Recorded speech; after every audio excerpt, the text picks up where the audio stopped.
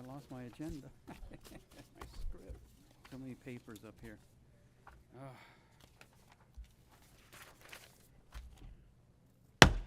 Ooh, that's loud.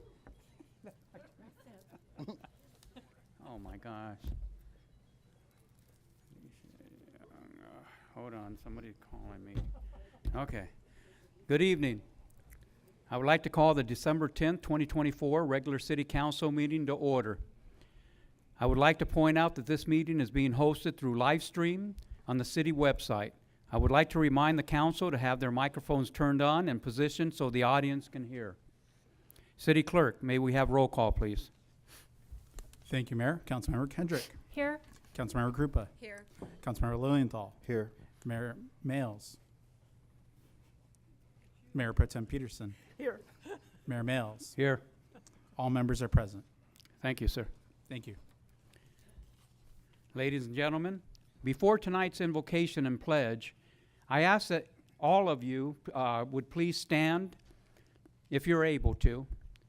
Tonight, we would like to take a moment of silence in honor of Water Distribution Systems operator Derek Holt, who passed away on November 5th, 2024, while on duty.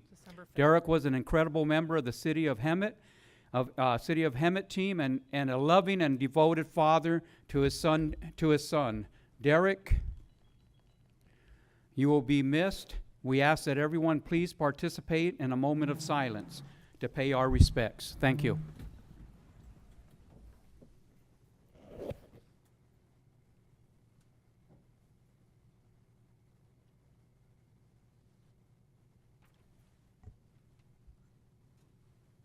Thank you.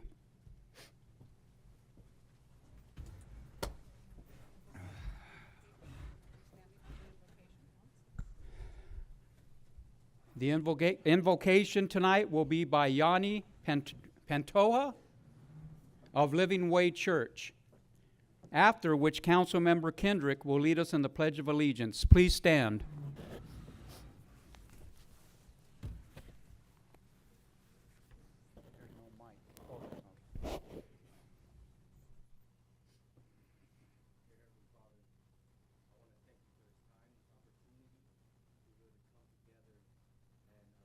Decisions for our community, Father God. Lord, I also ask that anything that happens tonight, Father God, that you put yourself in it first, Father God, that we make the decisions for this community on behalf of what you would want for it, Father God. I know we have a lot of opinions in this room tonight, but that we can come together for the better of our community, Father God, so we can represent our nation to the best of our capabilities, Father God. I ask that any door that is closing today be from you, Father God, but any door that is open also be from you, Father God. I thank you for the opportunities that you've given us in this town and that you continue to open up for us, Father God. I thank you so much again for this community and the decisions that we are making for it. In Jesus' mighty name, amen. Please join me in the Pledge of Allegiance. Ready, begin. I pledge allegiance to the flag of the United States of America and to the republic for which it stands, one nation, under God, indivisible, with liberty and justice for all.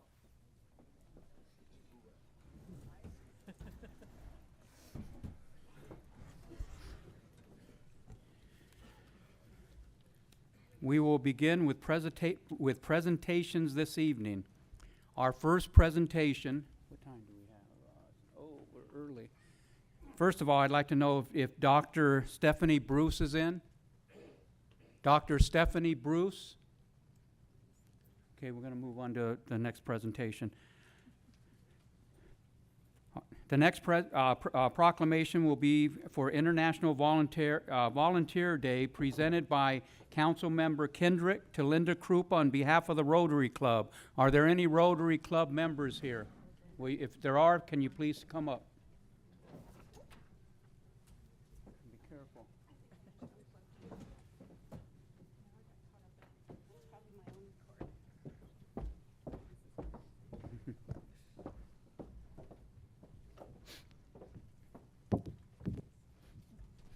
Hi there. Hey there.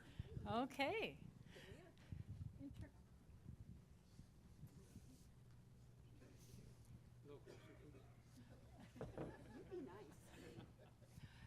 International Volunteer Day, whereas the annual observance of the International Volunteer Day of Economic and Social Development was adopted by the United Nations General Assembly on December 17, 1985.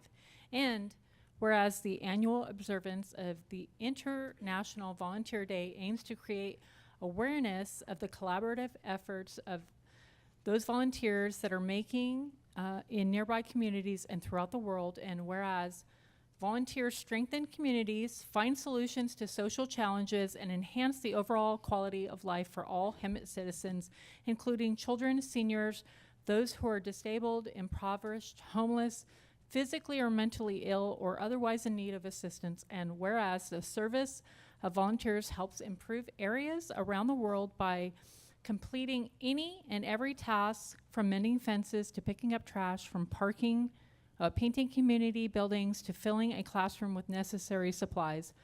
Volunteers make a difference by recognizing that no task is too small or insignificant. And whereas the city of Hemet is grateful to those who dedicate their time in service to volunteering, without their incredible hearts and generosity, our world would be substantially less connected and enormously less beautiful. Now, therefore, Mayor Joe Meals of the city of Hemet, along with the city council, do hereby proclaim the day of December 5th, 2024 as International Volunteer Day, and urge all citizens to honor those who give themselves to the betterment of their communities.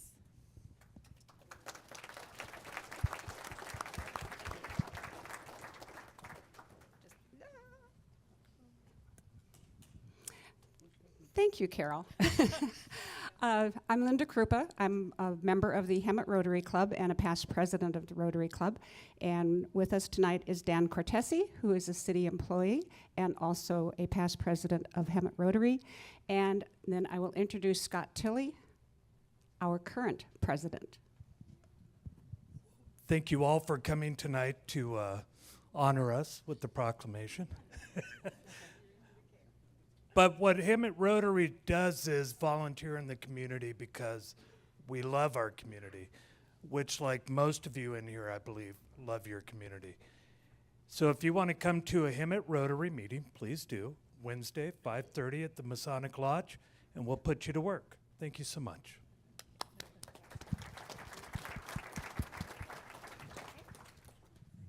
Who's next?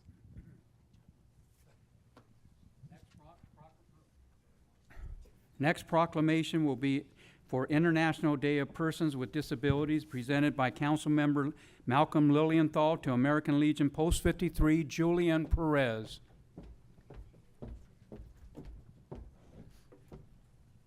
Julian, are you here? He's right here. Okay, there you are.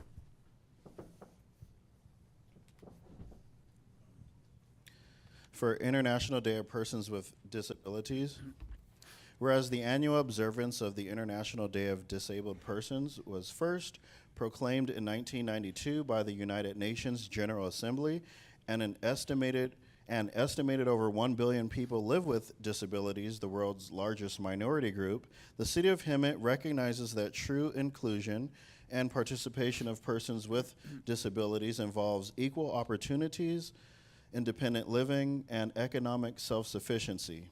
And persons with disabilities are entitled to respect for their human dignity, regardless of the origin, nature, visibility, and degree of their disability. Far too often, persons with disability face differential treatment and discrimination. And celebrating the International Day of Persons with Disabilities on a yearly basis opens the space for a much-needed conversation about invaluable contributions and needs of persons with disabilities. It also creates awareness of the further actions needed to make Hemet a more inclusive and welcoming place for all individuals. Now, therefore, Joe Males, Mayor of the City of Hemet, along with the Hemet City Council, do hereby proclaim the day of December 3rd, 2024 as International Day of Persons with Disabilities, and in doing so, I call upon employers schools, and other community organizations to observe this day and advance its essential message that people with disabilities are equal to all.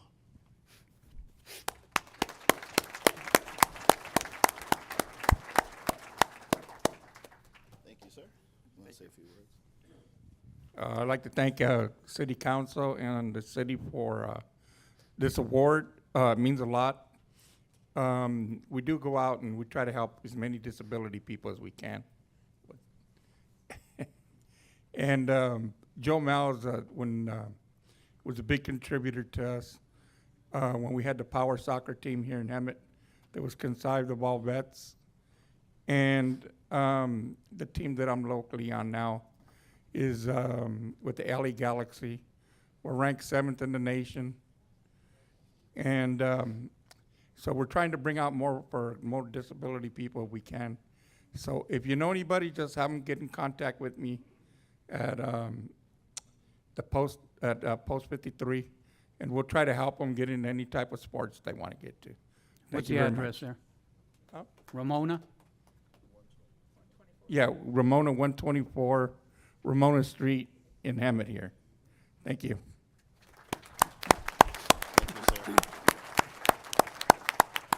All right, for our last proclamation, let's see, where am I? We will, let's see, be presenting the Kwanzaa proclamation presented by Malcolm Lilienthal, council member, to Dr. Stephanie Bruce of Black Voices of the Valley. And before you start, Malcolm, is that Lester? Yes. Will everyone wish Lester a happy birthday? 85? All right, Malcolm, sorry about that. Mayor, if I may, you guys want to sing on 3? 1, 2, 3. Happy birthday to To you, happy birthday to you. Happy birthday, dear Lester. Happy birthday to you. Lester is also American Legion, Post 848. He's a veteran and a good man.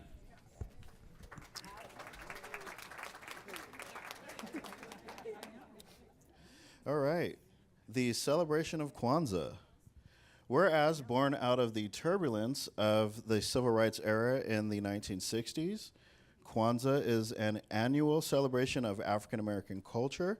Kwanzaa was started by Dr. Karenga and was first celebrated in 1966. Kwanzaa derives from the phrase, can you help me? Hi. That phrase means first fruits in Swahili and is based on African agriculture harvest festivals celebrated throughout Africa. Kwanzaa is observed for 7 days from December 26th through January 1st, and the objective is to reaffirm and restore African heritage and culture, to introduce and reinforce the Saba, or the 7 principles, and to serve as a nationally celebrated communal and non-heroic holiday as a way for African American families to reconnect to their roots and their communities. Kwanzaa is a strictly secular holiday, therefore all races and creeds are welcome and encouraged to celebrate. Although its 7-pronged kinara bears resemblance of the 8-pronged Jewish menorah and is celebrated immediately after Christmas, it has no connection to Judaism and is neither related or nor intended to supplement or supplant the Christian holiday. Kwanzaa is a time for learning, family, and celebration, and Kwanzaa celebrations honor the ancestors, affirm bonds between them, and celebrate African American culture. The holiday is anchored by 7 principles that aim to inspire Black people to be united, self-determined, accountable for their communities, financially invested in Black-owned businesses, purposeful with their lives, creative, and full of faith. The 7 days of Kwanzaa are as follows, and I'm going to need some help. Number 1 is, which means unity. Umoja. to strive for and maintain unity in the family, community, nation, and race. Self-determination to define ourselves, name ourselves, create for ourselves, and speak for ourselves. Ujima. Collective work and responsibility to build and maintain our community together and make our community problems our problem and solve them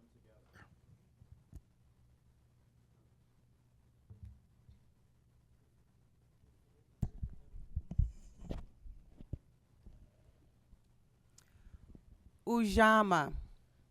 This is to build and maintain our own stores, shops, and other businesses and to profit from them together.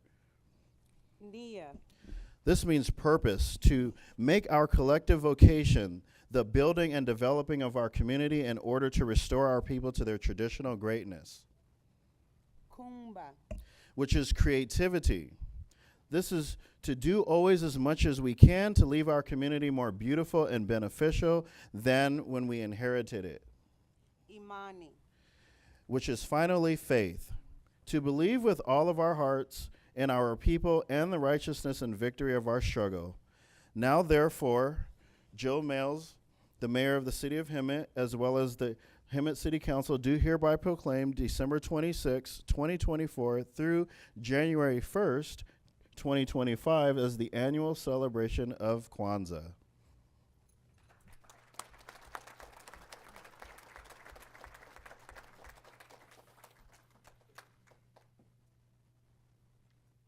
Maybe I gave it some time to reset. Thank you. Black Voices of the Valley is really honored to accept this proclamation on behalf of Kwanzaa. We really work hard to share our culture, to share with families, to share for unity, and share as a celebration. We do that with most of our events. February is our 4th annual Black History Celebration, where we honor our scholarship recipients and those in the community that break barriers. And it takes a family to help raise our kids in the community. And we also do express that. This year will be our 2nd annual Juneteenth celebration. So we work hard to share our culture as others want to share theirs. We work hard to build a community of excellence. And thank you.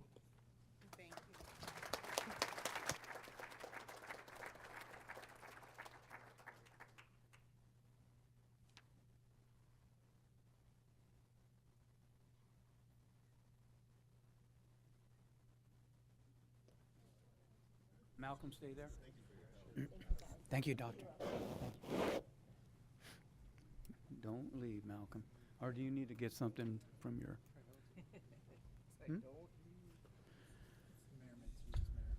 That's right. Yeah, that's where I'm going. The following presentation will be presented by our Fall 2024 Mayor Mentees on Municipal Government and Management Analyst Veronica Allen and Malcolm Lilienthal will join the mentees for the presentation.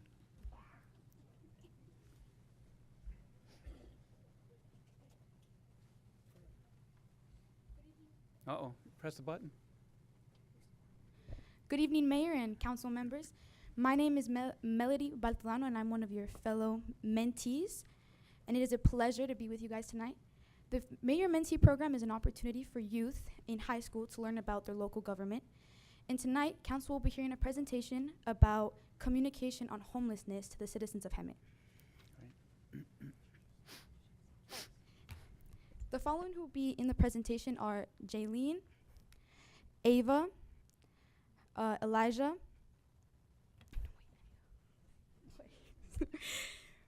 Zoe, Damien, Yadira, Danny, Alice, Priscilliana, and Thea.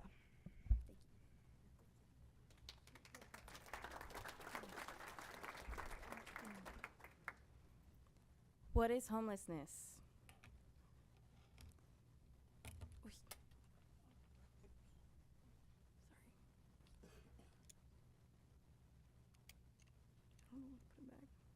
It's okay. I'll just leave it right there. The federal government defines homelessness as a condition in which an individual or family lacks a fixed, regular nighttime residence. Resides in a public or private residence that is not designed or intended to be a regular sleeping accommodation for human beings, and or at risk of losing their housing and has no subsequent residence identified or resources to attain other permanent housing.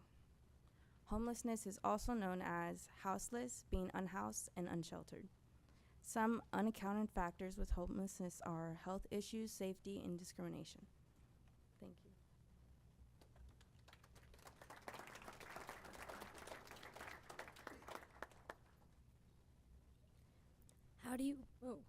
How do you become homeless? Life-changing situations.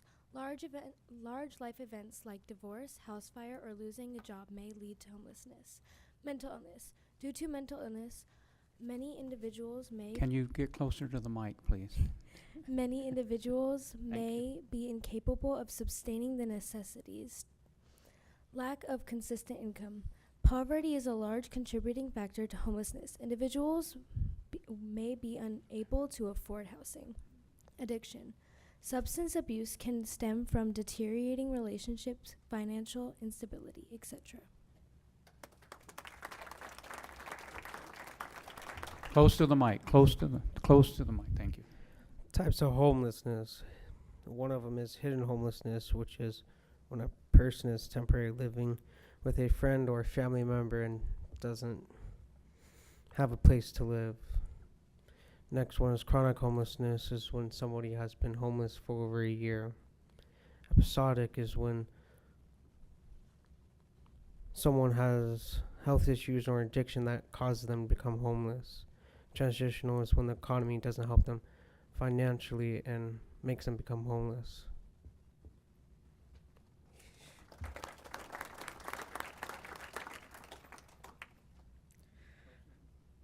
What is HEMA doing? The city's police department Aero team works collaboratively with CityNet and Community Solutions Coordinator to assist the homeless with outreach, referrals to service as needed, and find temporary housing. CityNet has been working with the city for a couple years, providing outreach to the homeless population and getting temporary housing for those who want to be off the streets. Also providing assistance with getting proper identification so the people can get services as needed, such as ID card, VA assistance, and bus tickets. The City of Hemet hired a Community Solutions Coordinator tasked with improving homelessness in the city. The Community Solutions Coordinator works in partnership with the Police Department's Aero Team, CityNet, and County of Riverside to tackle the homelessness issue in the city. Community events are held to assist the homeless, such as the Road Homeless Day event on October 10th, non-profit agencies there to provide services, haircuts, showers, dog grooming, and food.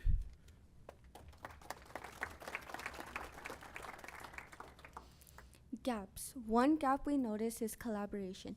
Increased collaboration with local religious organizations, community nonprofit agencies, and organizations such as Salvation Army. We thought the Community Solutions Coordinator should meet with the Salvation Army for rehabilitation services such as groups like AA and NA, individual counseling, and life skills. Habitat for Humanity. For transitional housing, streamline permits for low-income housing. Local religious organizations to coordinate with resources and other financial help through donations. Riverside County departments to be one-stop shop for resources. Community pantry for food through our local restaurants.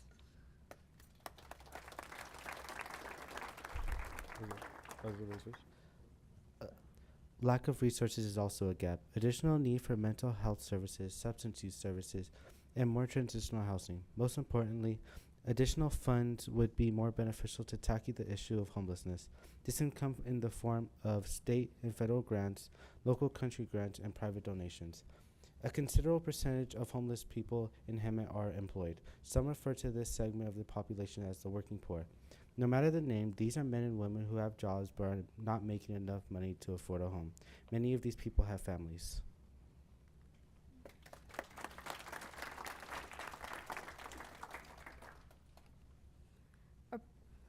A prominent problem in Hemet and San Jacinto is community knowledge, which is the main reason for this presentation.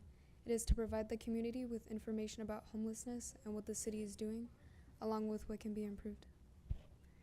The lack of consistent community involvement is another problem. There are many opportunities for community residents to get involved with.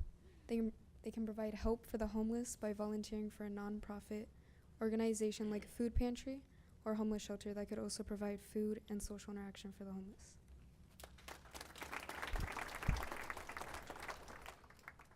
Which one is it? The left one. What did I do? Okay. So it's already been established that there are several programs in Hemet that are already diligently working to help those in poverty and in need of housing, and yet we still see homelessness across the city. Our current programs don't seem to have a long-term effect on our homeless problem. It's usually temporary, one-time use, and or comes with eligibility criteria that doesn't fit everybody. So, to compensate for these gaps within the city, we suggest an approach modeling Housing First. Housing First is a homelessness solution where the government participates in a program to provide affordable long-term and or permanent housing for homelessness with no strings attached. Excuse me. No string. I'm so sorry.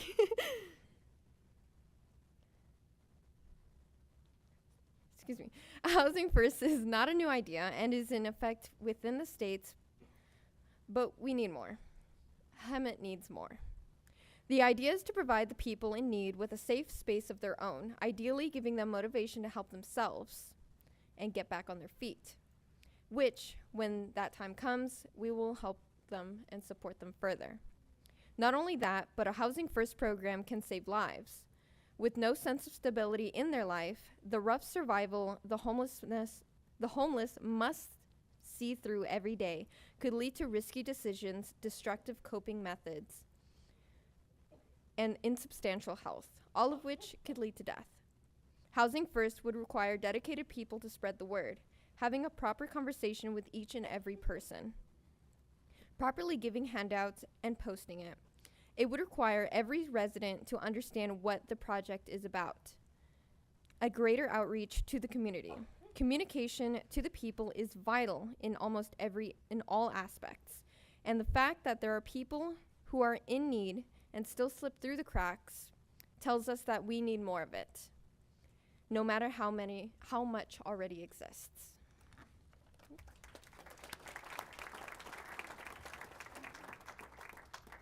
The overall goal is to mitigate homelessness within Hemet. We can never truly get rid of it. However, by using our local resources to decrease the contributing factors to homelessness, we can make Hemet better. But the first step we must do as a community is we must push past the stigma of homelessness. The moment a mother pulls out her food stamps, we must not give her a dirty look. That is her life, that is her inevitable. But we can change that. By pushing past the stigma of homelessness, we find a way in which we can help clean our community, offer donations, and become a resource ourselves to the unhoused individuals within the city. As Priscilliana said, be a support. Let's make them feel human again. By using our abilities, we can begin to advertise local events to help our fellow members of the community. By using social media, which is at the tip of our fingertips, which is in within our touch, we can help get greater communication and increase advocacy. To start a change is to get involved. So please, get involved and be that change and be part of the solution.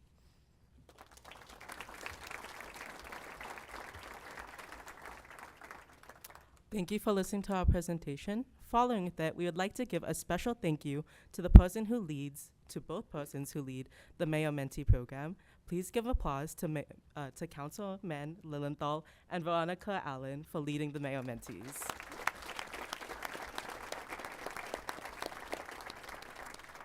Throughout the Mayor Mentee program, they have inspired the youth within Hemet to get involved in local government, letting us voice our opinions on what is going on within Hemet.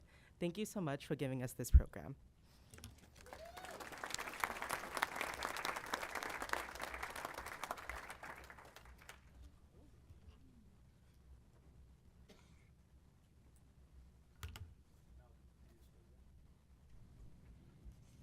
Don't, oh, you're going to say something. Go ahead. Can we, as they're coming back up, can we give them one more round of applause? William, do you have anything?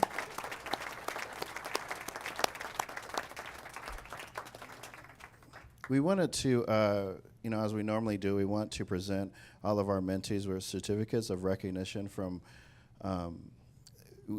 it's all included where it's the Senator Rosalia Ochoa Bogue's office. They have recognition from Assembly Member Eduardo Garcia and Dr. Corey Jackson, as well as recognition from Congressman Raul Ruiz, and one more. Oh, most important, our 5th District Supervisor, Mr. Gutierrez. And so here we just wanted to present them with. I'll do it on the side, but I just wanted to read one of them off to you guys. And then also from the City Council, we also recognize them too.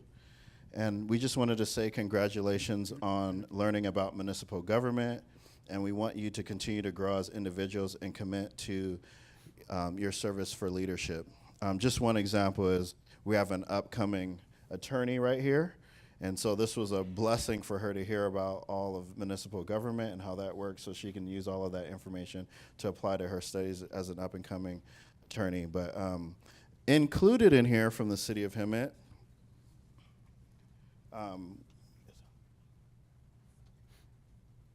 we also are going to award you.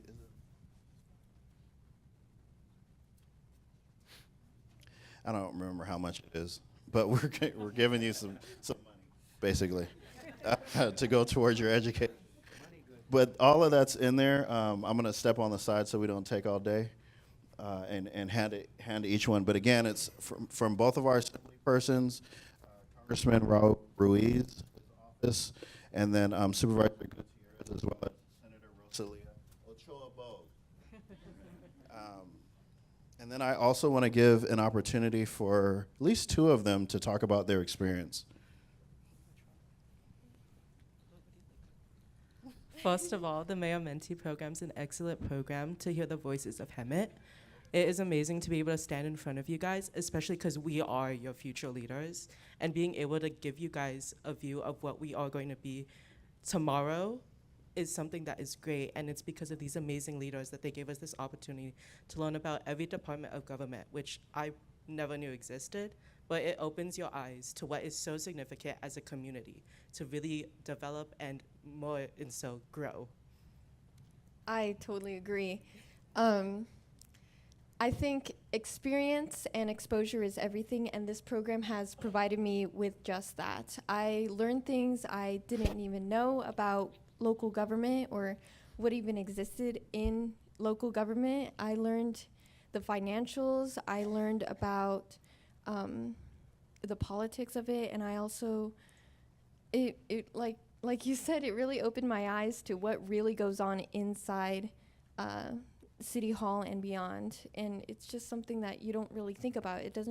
You don't think it affects you every day, but it really does. And it's really, it's good to know. And I hoped that, or I wish that everyone knew something or was a part of this kind of program to know what really goes on. Ignorance, it's not bliss, it's not right. And this program really provided me with the opportunity to learn so much more, and I really thank you guys for that.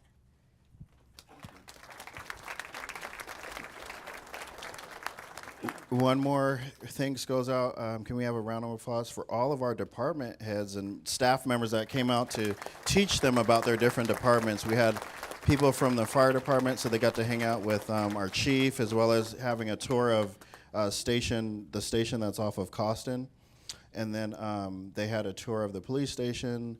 They got to see how the dispatch, all of that, and then they got to see the financials from the financial, and then they got to sit with the city clerk and their representatives. They were able to see the first minutes and the oldest when the city was when it came into inception. So they were able to see the actual first minutes. It was handwritten in cursive. Can't even read it. But a lot of things they got to learn, just sharing with you guys the different things that they learned. And then they got to hear from the building department and how permits work and zoning and different things like that. And so I really applaud this group. They were engaged, very heavily voiced their opinions and things like that, things that should be happening, and then getting questions answered as to why they weren't happening. But I'm so proud of this group, and I hope to see it continue. But yeah, I'm so proud of you guys.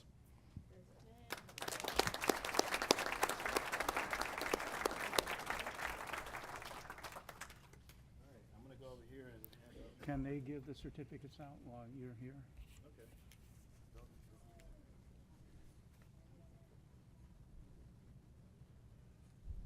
A great thank you from us to you. You got to share, Malcolm. You got to share.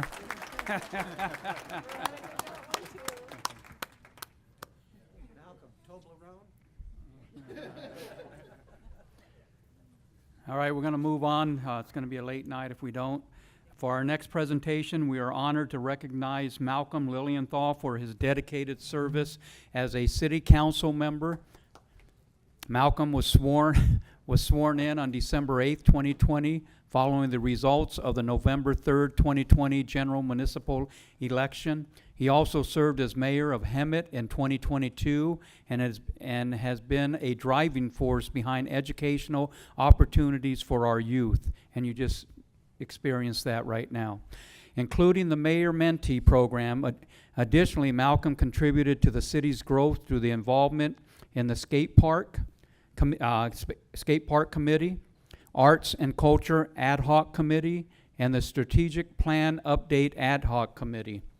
Malcolm has been a key figure in shaping our city's progress and has played a significant role in our brighter future.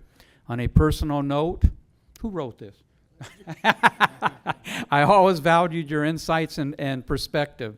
Your thoughtful approach to the issues discussed at the dais has been incredibly valuable. Your voice has inspired many of us, and you set a high standard for those who will follow in your footsteps. I wish you all the best, and I truly do. And I believe we have a small token of our appreciation for your public service. I will miss your camaraderie, your integrity, and the collaborative spirit you brought to this role. With that, we have a plaque and a surprise for you. Disneyland.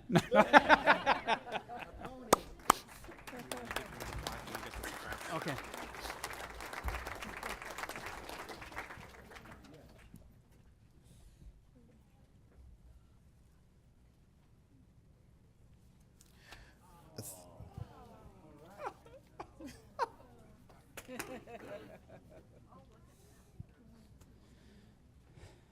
This is your plaque. Hemet, Malcolm Lilienthal, thank you for your time, dedication, and service to our community as a city council member. Your invaluable contributions to creating the city's first Mayor's Mentee program have made a lasting impact, providing local youth with a unique opportunity to learn, grow, and engage with our leaders. Your efforts have inspired the next generation and strengthened our community for years to come. Mayor 2021, City Council Member 2020 to 2024. And if there's money in here, I want half. Thank you so Love much. you, man. Love you. Oh, here you go. Do you want to say a few words? Oh. Just City of Hemet, thank you guys for allowing me to serve. I don't really know what this, everybody always says we don't know what to say, but I think it's a blessing to be able to serve in government like this and be able to, lead the way for different things, listen to people, and try to make things happen for the desire of the majority. And so first and foremost, I just want you guys to really understand that I truly am blessed to have served Hemet. And that's what it was all about, just service. Okay?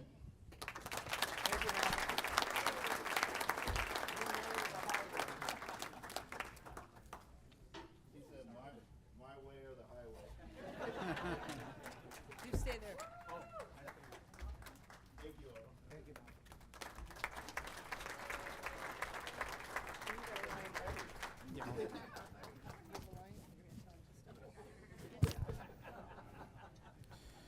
And Mayor Joe, Testing. can you please stay there for our next presentation? Mayor Pro Tem Peterson will honor you for your service as mayor of the city of Oh, Hemet. thank you, thank you.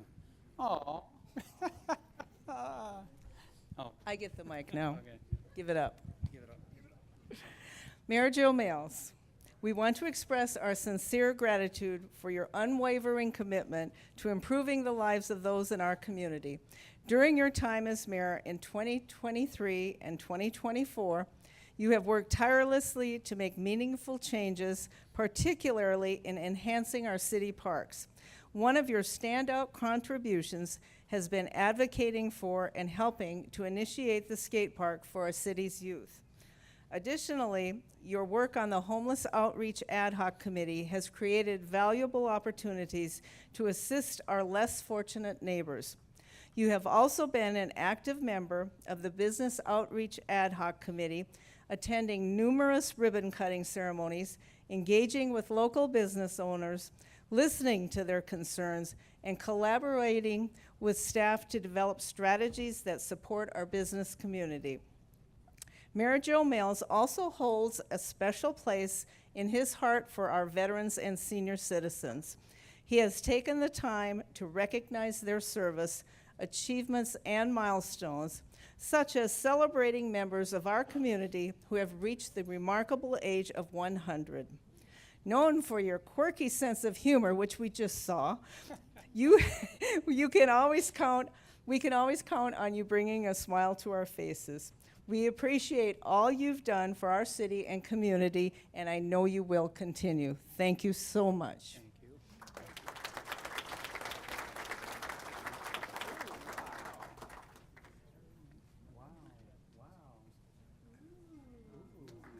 I'm gonna put it on the auction block and you no. Thank you all, thank you. Oh, thank you. It's been my pleasure to be a part of this city. I got here in a kind of bad way, but my time here has been great. I've enjoyed it. I've met a lot of people, a lot of constituents, a lot of everybody, to be honest with you. And my life is dedicated to helping others. I've been blessed to live a good life. I started off on a bumpy road when I was young, but things changed. The help of God guiding me. I'm a religious man, and I believe in God. I believe in His Son. I believe in the Holy Spirit.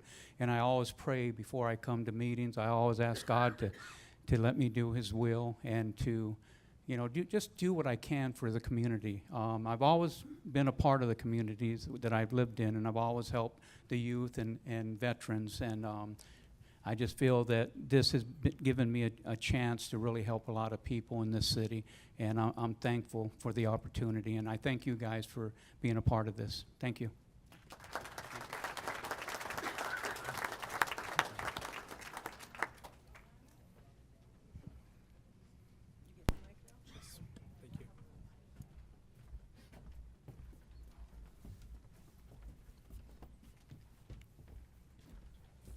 Okay, now.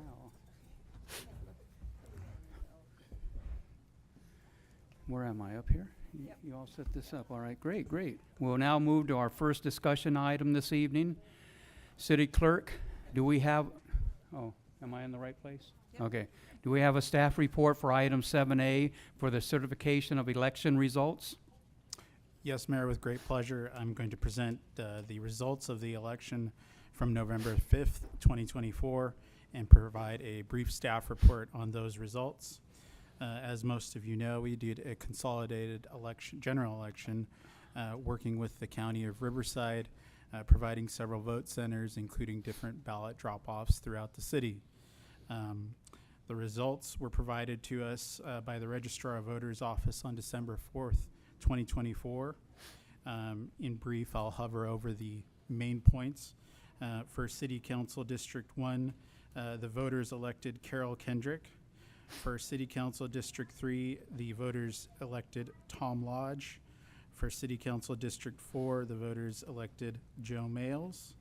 And a citywide election, we have Dale Dealman, who was elected.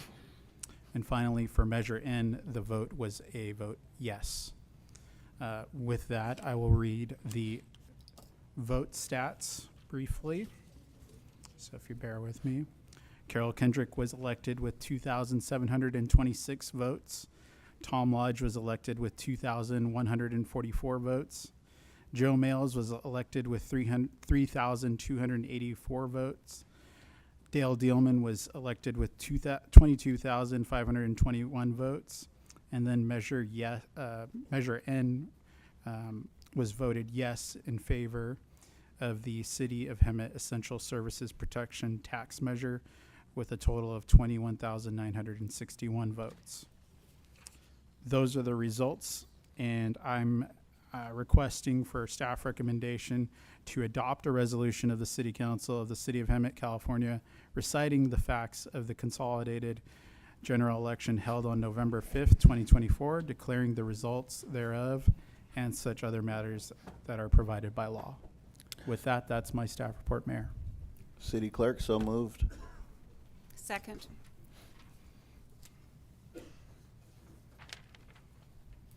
I have a motion by Councilmember Lilienthal, second by, did I hear Councilmember Krupa? Yes. Yes. We're going to do a roll call. Councilmember Kendrick. Yes. Councilmember Krupa. Yes. Councilmember Lilienthal. Yes. Mayor Pro Tem Peterson. Yes. Mayor Males. Yes. That motion passes 5-0. Thank you, sir. Now that we have adopted the election results, I would like to ask the city clerk to administer the oath of office to the newly elected officials. Can we have Dale Dillman, Tom Lodge, myself, and Carol Kendrick approach the front of the stage, and the city clerk will administer the oath. Do I continue here? If you'll all join me to the front. Oh. I'll take this with me.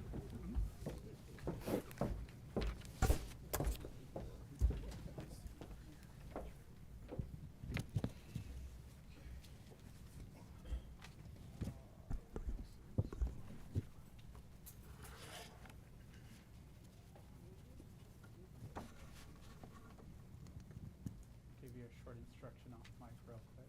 If you'll raise your right hand, and then after I say I, repeat your name. I solemnly swear that I will support and defend the Constitution of the United States and the Constitution of the State of California against all enemies, foreign and domestic, that I will bear true faith and allegiance to the Constitution of the United States and the Constitution of the State of California, that I take this obligation freely without any mental reservation or purpose of evasion, and that I will well and faithfully discharge the duties upon which I'm about to enter. Congratulations to all of you, and thank you for participating in this election.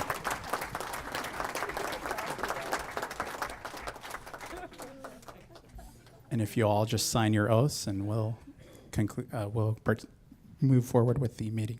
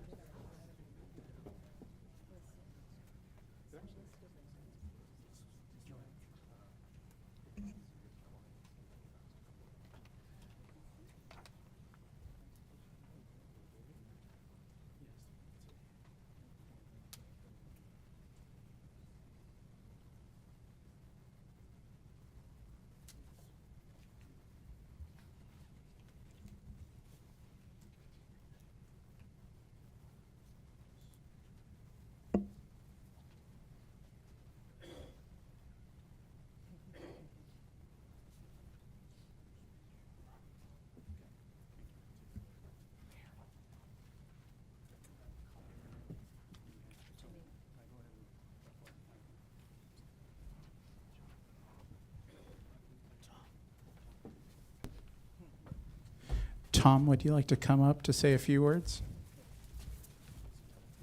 Oh, yeah, he's going to read it. Supposed to have read it already. Well, I'd like to thank everybody for giving me this opportunity. It's going to be a learning experience. There's a lot to know going into this and a lot more to learn. There are several people that have helped me out from the beginning. My wife, Sydney, who is just incredible.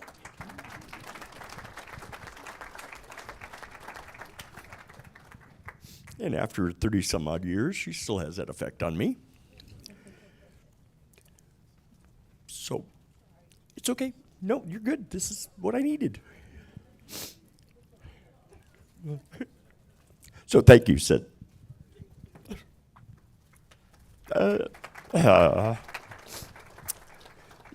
My two brothers, Joe and Steve, that have gone before me and led me in some very interesting adventures. This being the most public one of all, except for throwing snowballs at school buses, which was the oldest one's fault. They have given me advice that I never knew I needed in this campaign. Opened my eyes to a few things on, can you say something a little bit differently than the same old things? So I thank them very much. Just real quickly, my research staff, who's an incredible individual. And then we got my friend James, who played a lot of midnight games of, where did my signs go to? So I thank everybody who has given me any little bit of advice, and most of you don't know that you have. You just, whatever your opinion was, you spoke it, and it's all going to be taken into consideration during this term. So once again, thank you all very much. Tom, can I have you come up, please? He told me to skip that. Okay, told me to skip it. Don't look at me like that. We will now move to the City Council reorganization items. Do we have a report from staff on item 9A for the appointment of the mayor? Yes, Mayor, and I just wanted to make a small announcement that we're going to invite Malcolm Lilienthal to please join us at the entrance of the room for cake and refreshments, along with individuals in the room. We'll be celebrating Tom's joining of the seat and then Malcolm's departure, and thank you for your public service to both of you, and then we'll join all together during the recess. So moving forward to 9A, the City Council reorganization. We do have a brief staff report, and the suggested selection of the mayor for the recommended process is that I will call for nominations for the office of the mayor to serve until December 9th, 2025. We'll open up the nomination of the mayor from the seated council members of the Hemet City Council. We'll call for a second, and then we'll ask for a vote from the City Council for the next mayor. With that, I'm opening the table up at the dais for anyone who would like to make a nomination for the office of the mayor. I would like to nominate Mayor Pro Tem Jackie Peterson as mayor. I will second that.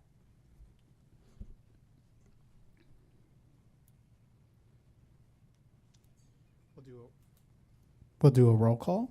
I have a motion by Mayor Males, a second by Councilmember Krupa to nominate Jackie Peterson as the next mayor to serve for 2025.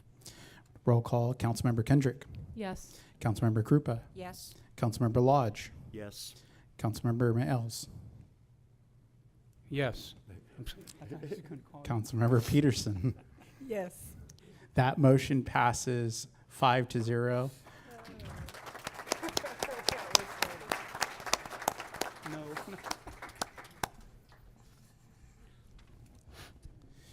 And just remain in your seats, and we'll conclude with seating arrangements during the recess. So at this time, we'll do the selection of the mayor pro tem.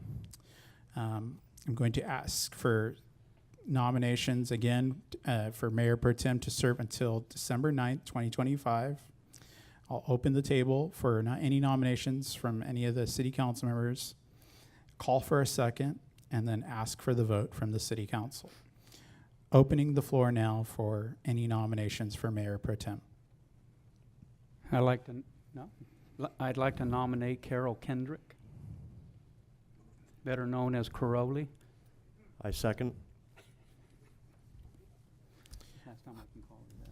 I have a motion by Councilmember Mail, second by Councilmember Lodge, to select Carol Kendrick as the mayor pro tem for to serve until December 9th, 2025. We'll do a roll call. Councilmember Kendrick. Yes. Councilmember Krupa. Yes. Councilmember Lodge. Yes. Councilmember Mails. Yes. Mayor Peterson. Yes. That motion passes 5-0.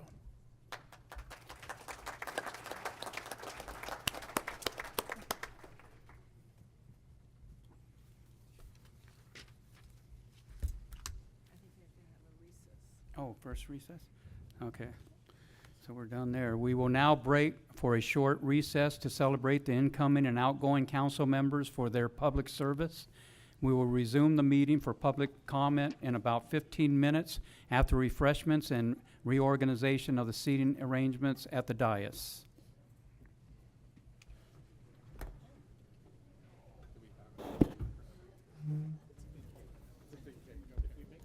Small pieces.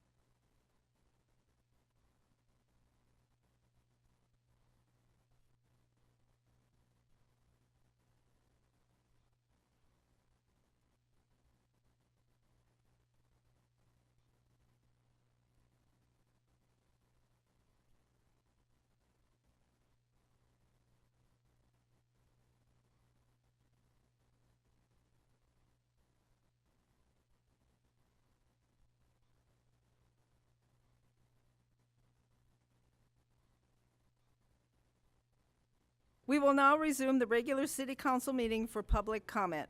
There is a 3-minute per person time limit for all general public comments on non-public hearing items. All who wish to speak, including council members and staff, need to be recognized by the mayor before speaking. Please state your name and item you are commenting on before speaking. We will take public comment for items listed on the agenda. Our first speaker will be Ray Johnson, Mayor, followed by Rob Davis.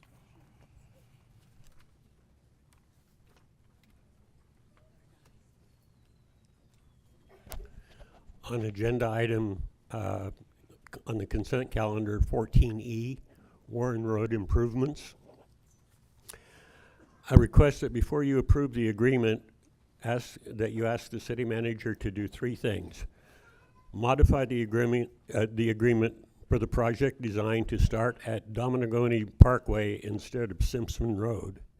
If you don't widen the Warren Road overpass in phase 1 and install an intersection comparable to the one at Sanderson and Dominagoni, then you might as well abandon Warren as a truck route. There's an inconsistency between the resolution says Dominagoni to Esplanade. In the agreement, the first paragraph says Simpson to Esplanade. Secondly, I'd like to ask that the city manager plan an appropriate number of meetings between planning staff and the adjacent communities to gather input before the design phase begins. And 3, ask the planning staff to evaluate the 2012 general plan proposal for Warren Road and test it against the anticipated 2025 and to 2030 needs, including the 9 million square feet of warehouse space San Jacinto is planning to build between Sanderson and Warren. And finally, I'd like you to consider relocating the Warren Road approximately 100 feet west of the existing roadway from the new Stetson to the new overpass to bypass the Ferris Shrimp ecological preserve, eliminate the curves that regularly cause accidents, and eliminate the Warren-Simpson curve transition. Thank you. Next speaker is Rob Davis, followed by Andrew Kochik. Madam Mayor and Vice Mayor, congratulations on your new positions. Mr. Lodge, I haven't met you yet, but congratulations on your election. I'm here to talk today on 15A. There's the authorizing the mayor to transmit a letter asking that the county look at alternative locations for a homeless project they have going in Val Vista.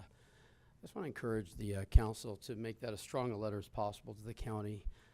It's a little bit baffling how someone would pick the very far end, the very far east end of this valley to put a homeless center in when there is the only transportation that'll be out there is RTA busing, and not that much of it goes out that far. There's no jobs out there. It's a residential center. I think there's one quick market or something like, I don't even know what it is exactly, and a gas station. And then it'd be a couple-mile walk to Stater Brothers. And these are people who are going through a hard time. They're homeless. They obviously probably have very bad transportation issues. And if the whole goal is to get them back on their feet, employment will come with that. Maybe some drug rehabilitation, maybe some mental counseling, and there's none of that in that area. So picking that area of the valley, and I don't know if they just did it for low cost of the property or what, but it's just an inappropriate area to have it in. So I'm hoping that the city, and I don't think the city was consulted when the project was picked, that location. I'm hoping the city will write a letter to the county asking to reconsider to a more appropriate location where there's a lot of public services already available. Thank you. Mayor, the next speaker is Andrew Kochik, followed by Julian Perez. Good evening, Mayor and City Council, City Manager. I have two requests. In which item do we have first? This is for 15A, sir. 15A also.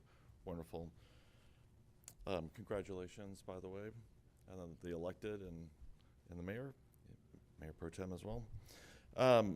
Tonight, I do want to speak on this item. Being born and raised here in the Valley, we've done a lot of our part to help the community and help those that need to get back on their feet again. You definitely have done your part over the years with your funding of different programs and assistance in certain areas. We definitely do our part as well. As the previous speaker annotated, the eastern part of town is by no services to have a program where you're trying to get people back on their feet again. They should be by services. We have several people in the community that are willing to donate land that is on the west side of town. There's strong support to have those resources where there is transit corridors, where there are jobs, where there are community resources, food pantries, counseling, all those services. And miles out of town at the base of a hill is not one of those places that our community responds and feels that those services should be provided on that side. So hear from a business and seeing what hard work you've done. By the way, the downtown, those areas do look much better. There's been a significant improvement that we're seeing in the community, and I'm hearing from a lot of people. I feel that way also. I think this makes one of the biggest cases that we don't have local control in some of these county areas. There wasn't reach out to our communities, to the neighbors, to the seniors that live on both sides. And it is the Hemet proper. And I think it is something that you should weigh in on and have a voice in and be involved with, and still represent those people that shop here in town, even though they're in the Hemet proper zip codes. I thank you for your attention tonight. Mayor, that concludes all of the public comments for items listed on the agenda, with the exception of the public hearing, which we will take on item 12B. Julian Perez is on 11B, which is public comment for items not listed on the agenda. How you doing? Julian Perez, longtime Hemet resident since '62. Family's been here since the '40s.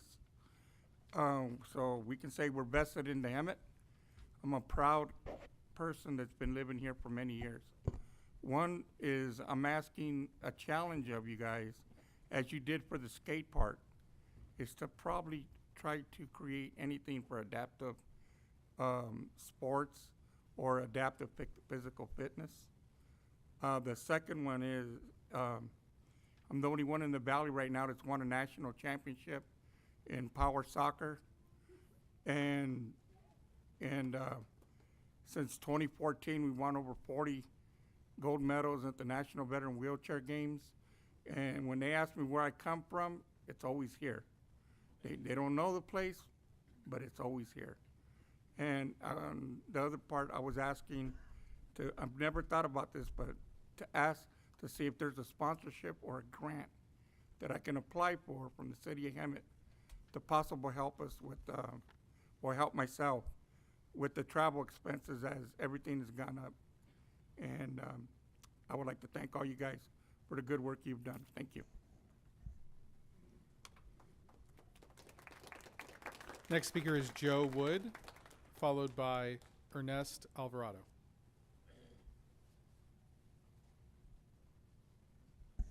Thank you, council members, mayor.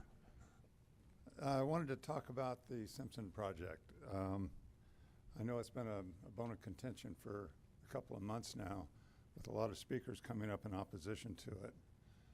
I also recognize all of the apprentices that are here from the carpenters trade, and I know that they have mentioned concerns about the amount of travel that's necessary if they have to work outside the valley here. And I can appreciate that. I owned a grading and excavation company for 22 years and did jobs from Oxnard to Barstow and from San Diego to the upper desert. And all of the employees had to drive sometimes 6 hours a day and work 8 to 10 hours a day. So I empathize with you. But I'm not sure that you want to raise your kids in a smog bowl either. So I wanted to make mention of the fact that on Sunday, my wife and I went through Paris and looked at some of the warehouse traffic on a Sunday. In front of one warehouse, there were 15 semi-trucks, 9 of which were idling when we went through. The monitoring aspect of both Kirby and the proposed Simpson project falls on the hands and responsibility of you, not the citizens of Hemet, to monitor that. And I'd like to know what plan is in place in order to do that. Not only the diesel emissions, but also dust mitigation of dust particles around the sites that are being done. I don't think that there's any mitigation measures being done at Kirby right now. So that's something I think you should take a look at. I appreciate you listening, and I hope you will vote to not go forward with the Simpson project. Thank you. Mayor, the last speaker for general public comment is Ernest Alvarado.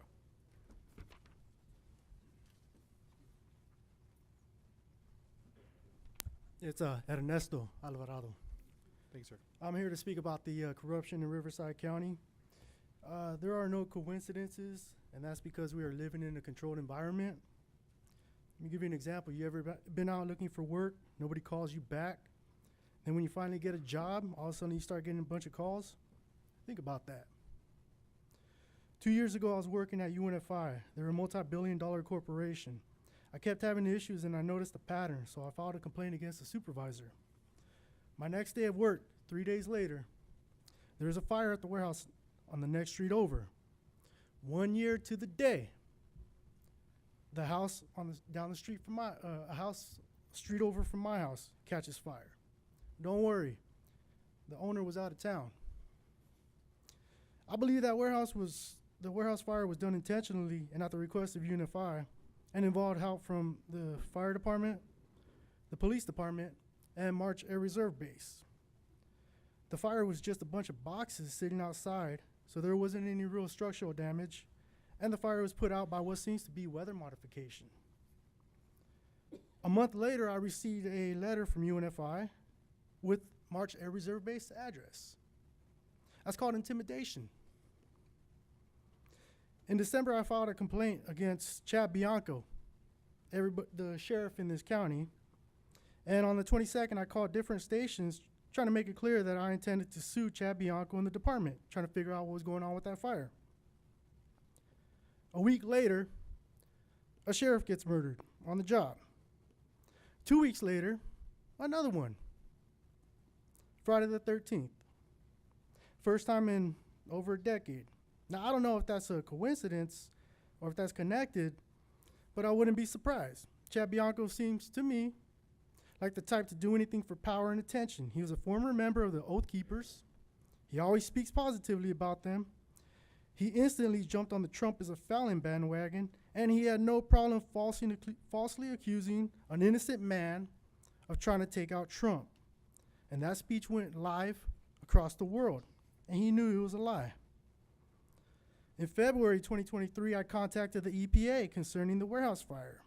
3 days later, once again, we get hit with snow in San Jacinto. June of this year, I start working on my lawsuit against them, and I'm up until 1 a.m., and I only get as far as mentioning Officer Zepeda. Now, they've been monitoring my computer. At 7 a.m. that same day, someone starts randomly shooting at cars, and one man is killed. The last name of the man's wife? Zepeda. They were married 13 years. So he ends up hitting a truck, and that truck stops in front of the police station, which then they close it down. Now, I don't know what the deal was with that. I got followed around by fire truck number 4373, Fresno Kings unit, not even from this county. Battalion 13. The last time I checked, that department is vacant. What's going on here? Thank you for not laughing at me this time, Mayor. Mayor, that concludes public comments on non-public hearing items. City Clerk, were there any electronic comments submitted to be read aloud? We just received actually one more public comment. Don, you could. That's when we're taking that now. Yes. Don, if you'll approach the podium. And no, Mayor, those we did receive e-comments, but those are for later for the public hearing item. Okay. Mayor, this is Don McCoy on item 14M. Thank you very much. Just quick background on our property at the Auto Mall. We have a partner, Jack Peterson and Carol Peterson, and Jack married Chappie's daughter. And when Chappie suggested to his new son-in-law he should go out and invest in the Auto Mall, he did so. And that was about 35 or 40 years ago. So I wanted to give a little bit of history, how long we've been involved. We've been partners with Jack and Carol for about 15 or 18 years. And it's our desire to improve it, make it very, very attractive to more dealerships. And then we heard about the opportunity for the Chick-fil-A folks to come in. And it has been approved for that type of a use. And we have a front 3 acres that are very, very subject to traffic and to the 400 or 500 employees that work in the Auto Mall. And we think it would be a great addition to that whole area. Now I'm in the construction business, earth moving, but I've watched the car dealers and they let people try out a car before they buy it. I'm willing to offer, as I understand it, it's a 3 or 4 month program, to pay them to come in and try out the site, because I think they're going to appreciate the activity there. And we would offer $1,000 a month to them just to give them a chance to appreciate the activity in the Auto Mall and the traffic that is going up and down Warren Road, which we've widened when we put in the improvements for the Dodge dealer. So with that, please give us consideration. Thank you.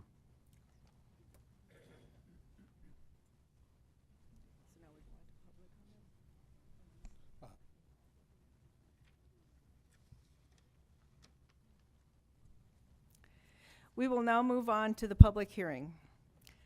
The City Council's procedures for public hearing will be as follows. Staff will provide a report and clarifications of items presented. The public hearing will be open for comments for those in favor or in opposition to the item, followed by rebuttal to any comments made.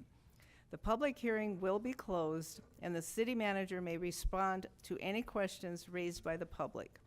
The public will not have an opportunity to respond. Discussion will be brought back to the City Council for direction or action. Can we get a report from staff on item 12A? Good evening, Mayor and Council members. Veronica Allen, Management Analyst with the City Manager's Office. This public hearing is to begin the fiscal year 2025-26 Community Development Block Grant Annual Action Plan process. The purpose of this public hearing is to provide the community an opportunity to express their interest or concerns on community needs and priorities to the Council in preparation for allocation as identified in the City of Hemet's Citizen Participation Plan. It is anticipated the city will receive approximately $885,000 in CDBG funding for the 2025-26 program year, which is July 1st, 2025 through June 30th, 2026. Regulations established by HUD for receiving CDBG funding require citizen participation in evaluating funding needs and priorities. The funding needs and priorities identified here will be considered in the funding recommendations for the 2025-26 program year and recorded in the 2025-26 Annual Action Plan. A public notice for public comments were placed in the press enterprise, and no public written comments were received. Application packets for the 2025-26 CDBG funding year were available on the city's website with a due date of December 6th. The applications have been received and are being currently reviewed. Thank you. Thank you for your report. I will now open the public hearing. City Clerk, are there any registered speakers? Mayor, there are no registered speakers for this item.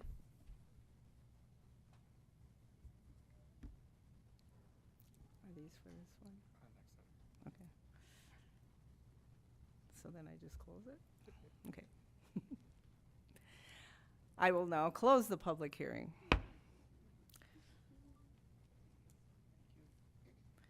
Can I have a motion to approve the item? I'll make that motion to approve item 12A. And a second? Second. City Clerk, may we have a roll call?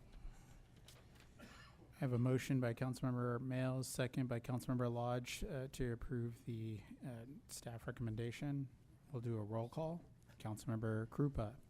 Yes. Councilmember Lodge. Yes. Councilmember Males. Yes. Mayor Pro Tem Kendrick. Yes. Mayor Peterson. Yes. That motion passes 5-0.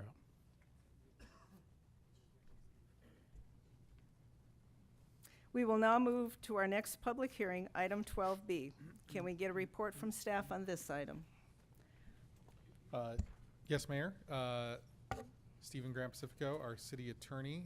I will be providing the staff report on this item. The City Council held a special meeting on October 12th, 2024, to consider the adoption of a moratorium on the development of warehouse, distribution facilities, logistics centers, whatever you'd like to call it. The moratorium that was drafted, a moratorium, just so everyone knows, is an ordinance that goes into effect immediately. It's for a limited amount of time, and it prevents the approval or processing of applications of a particular type of use. The City Council had a robust discussion with the public that day, and ultimately decided to continue consideration of the item to today, December 10th. At the regular meeting in November, the city manager, myself, and staff brought forward a status update on our work on developing future regulations for warehouse and distribution facilities. During that discussion, the City Council confirmed that they wanted this moratorium to come at the December 10th meeting, and additionally directed our office to amend the language so that the moratorium would be applicable to prospective applications only. That means any warehouse or distribution facility that has an application in process with the city now is not affected by the moratorium. It would only apply to the future filing of a project. So that's a difference that was directed by the council. They wanted to see that change in the language. That change is in the language of the moratorium that you have in front of you today. The reason why a city would adopt a moratorium is to look at updating the rules and regulations related to this particular use, the warehouse use. And so, obviously we've received a significant amount of public input, both generally and on specific projects. The city manager, myself, planning, engineering, we've been looking at surrounding communities, their experience, the experiences that they've had with these uses. We've also been researching academic studies that have been done, including studies through University of California, Riverside, that look at the environmental effects as well as the economic effects. So these are significant economic drivers of the Inland Empire region generally. A lot of jobs are created by these uses, both constructing them and also operating them. So we've been doing a lot of research on that. We intend to continue that research while we look to draft those regulations. In addition, it's not just writing the rules, it's also developing the processes for robust enforcement of those rules. So it's, one thing to say, this use is required to operate in this particular manner. It's another thing to say, okay, how are we going to actually enforce that rule? So we've been going through that process. There's still work to do. There's changes, I would say, at the state level with the passage of updated statutes like AB 98, which relate to warehouse uses. There's also been updates on the judicial side. There's been several notable CEQA cases that we've been analyzing, looking at how those projects were challenged, what issues, if any, a court found with the approval process, because we want to make sure that we are complying with the procedural requirements of CEQA and other elements of the planning law here. So in summary, what you have before you is a moratorium substantially in the same form as the City Council discussed in October, with the change that it would not affect all projects. It would affect only those projects that do not have a complete application on file with the city as of today. It's an initial moratorium. Under state law, those go into effect for 45 days only. The City Council has the ability to extend that for 10 months and 15 days. Those sound like random lengths of time, but together they add up to a year. And then the City Council could, if it needed to, extend it for a further year. So 2 years in total. We do not anticipate needing 2 years to draft updated rules and regulations. In fact, we have been working very diligently. We're planning, the City Council knows, we're planning on having a special meeting on December 16th to discuss this topic specifically. So, the council staff, we are planning on hitting this quickly and effectively. I don't anticipate needing 2 years. I do anticipate we'd likely need to extend that initial 45-day window for the 10-month, 15 days. And then whenever the new rules and regulations were adopted, you could terminate the moratorium at that point. But essentially what this would prevent is sort of a race into City Hall. It would ensure that any projects that haven't been filed yet would have an opportunity to be familiar with the new expectations that are coming from the City Council when they're planning their project.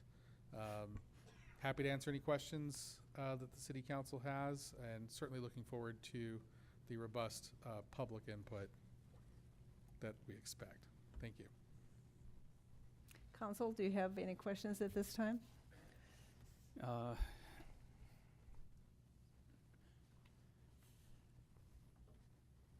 This moratorium, if we agree on it now, or I didn't catch if we're gonna vote on it today or not, or,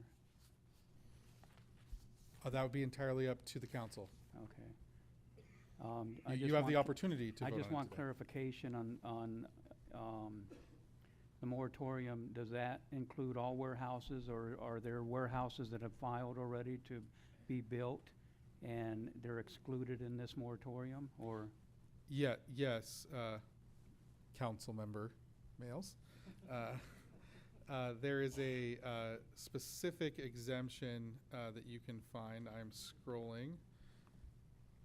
It's on page 12 of the language of the moratorium here.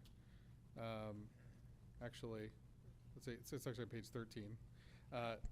Thank you. Section 5, subsection B, exemptions. So we do have exemptions for warehouse and distribution facilities for a total floor area of less than 35,000 square feet. Hemet has a pretty robust manufacturing sector. In fact, we had a smaller facility that was reviewed and approved at the Planning Commission last week. But B2 has an exception for warehouse and distribution facilities for which a complete application is on file with the city of Hemet prior to the effective date of the ordinance. I did go into detail on what we mean by complete application.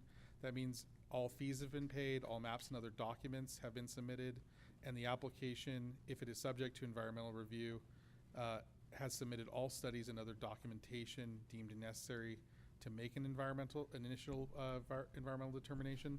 So, we wanted to prevent someone from doing a pre-application meeting and saying I have something in place, or filing an incomplete application in sort of a race to City Hall. This is a pretty standard definition for a complete application, but any project that has a complete application is expressly accepted from this moratorium, sir. Okay. Oh, and just one more thing, as part of our economic development initiative, the city manager is making sure I point out that this does not apply to membership-based retail facilities that might look like warehouses. Costco? I don't know if he has any in mind, but we do have an express exemption for some. That's primarily a retail use and not a logistics use. What about manufacturing?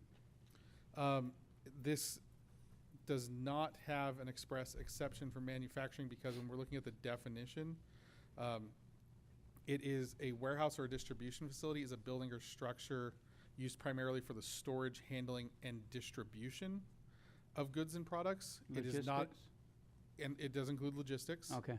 It does not include a warehouse or a distribution facility is not a building where the primary use is manufacturing. Okay, thank you. I have a question. How many applications are approved right now? How many applications are complete and being Complete, yes. processed? That's an excellent question. I defer to the city manager or his staff. I do know that at the last meeting, they actually prepared a list of all of the active applications. It's not something that our office is privy to, though. I think there's 9 in process. Nine. 9 in process. But are they complete? No. Yeah. No. Filing.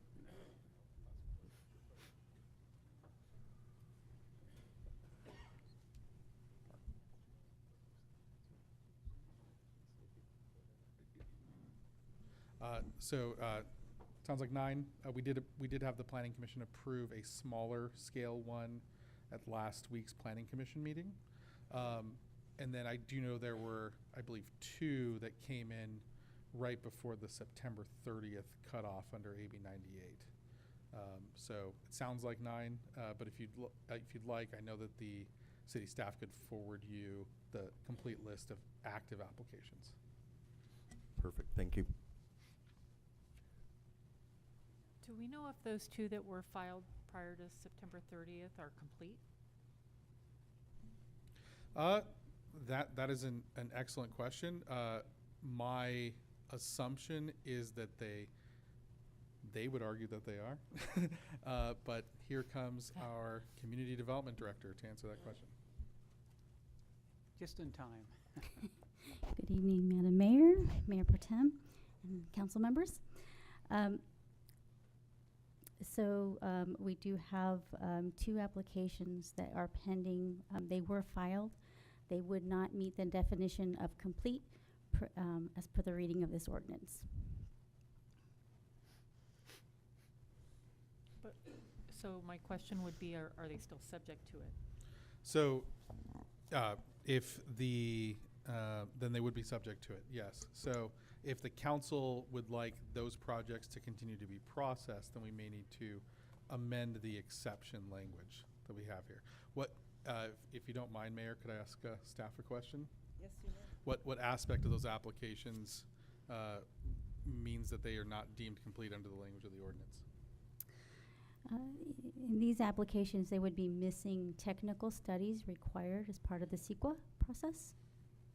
Okay, so if the council wanted to continue processing those applications, then my recommendation would be to strike in section 5 to would be to strike the sentence that says an application subject to environmental review pursuant to the California Environmental Quality Act shall not be considered complete until the applicant has submitted all studies and other documentation deemed necessary to make an environmental determination pursuant to Public Resources Code section 21080.1. That's lines 6 through 11. If you strike that line, Community Development Director, would those projects then meet the definition of deemed complete or complete applications?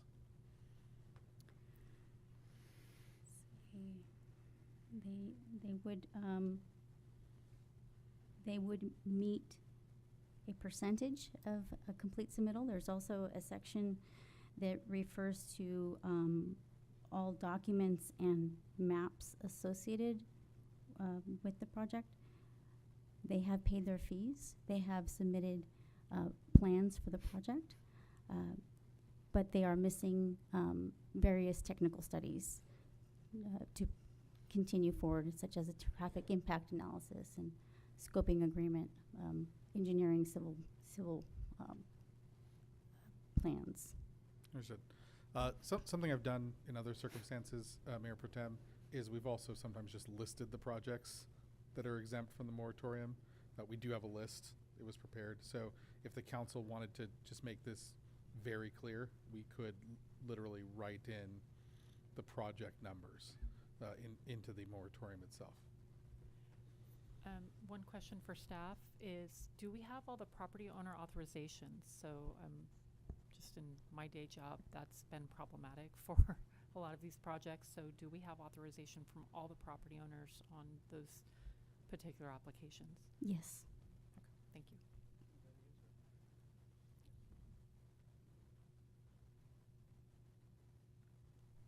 Any other comments from the council? Questions? No? Then I open the public hearing.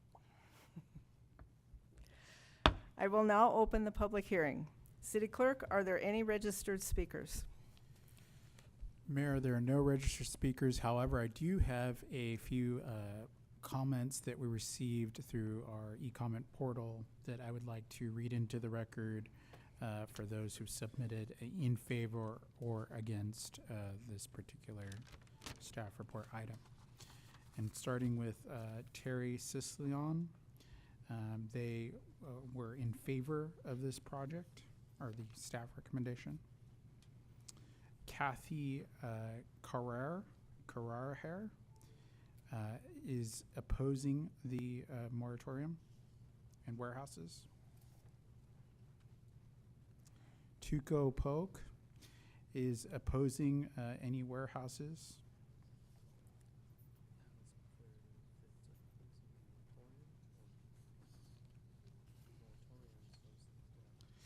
Opposing any proposed warehouses on Warren and Simpson is the specific comment.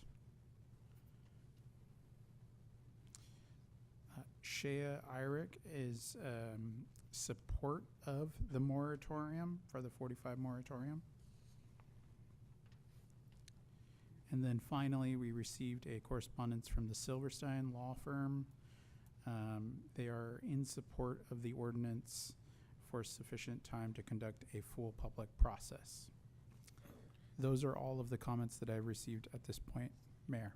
And then, Mayor, the city clerk did hand me a stack of request to speak forms. Yes. If you'd like me to start reading those names. Yes, please. First speaker is Salvador Amezquita.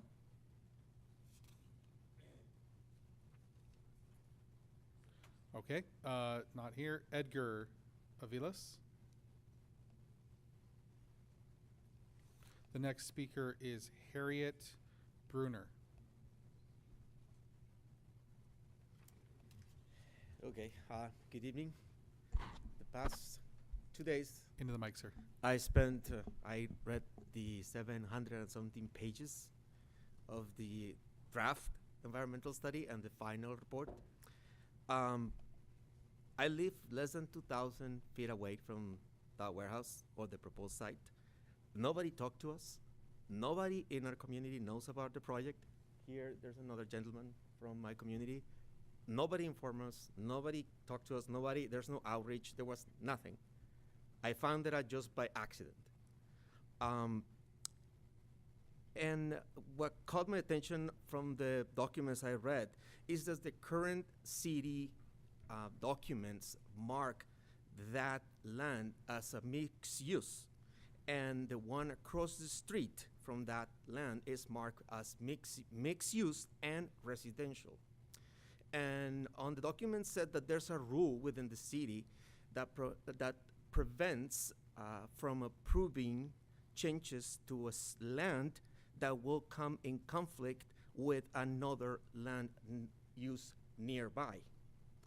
So if the city approves the change from mixed use, by the way, mixed use doesn't mean warehouses, means parks, means schools, means retail, means churches.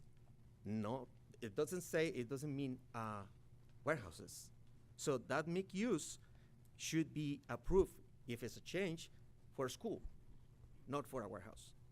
And if a warehouse is approved there, it will come in conflict with the houses that they are just across the Simpson Road. So that's against one of the rules that is on the books already, that two lands cannot be in conflict, that cannot be approved. I don't remember the numbers, but it's too much information, but it is there.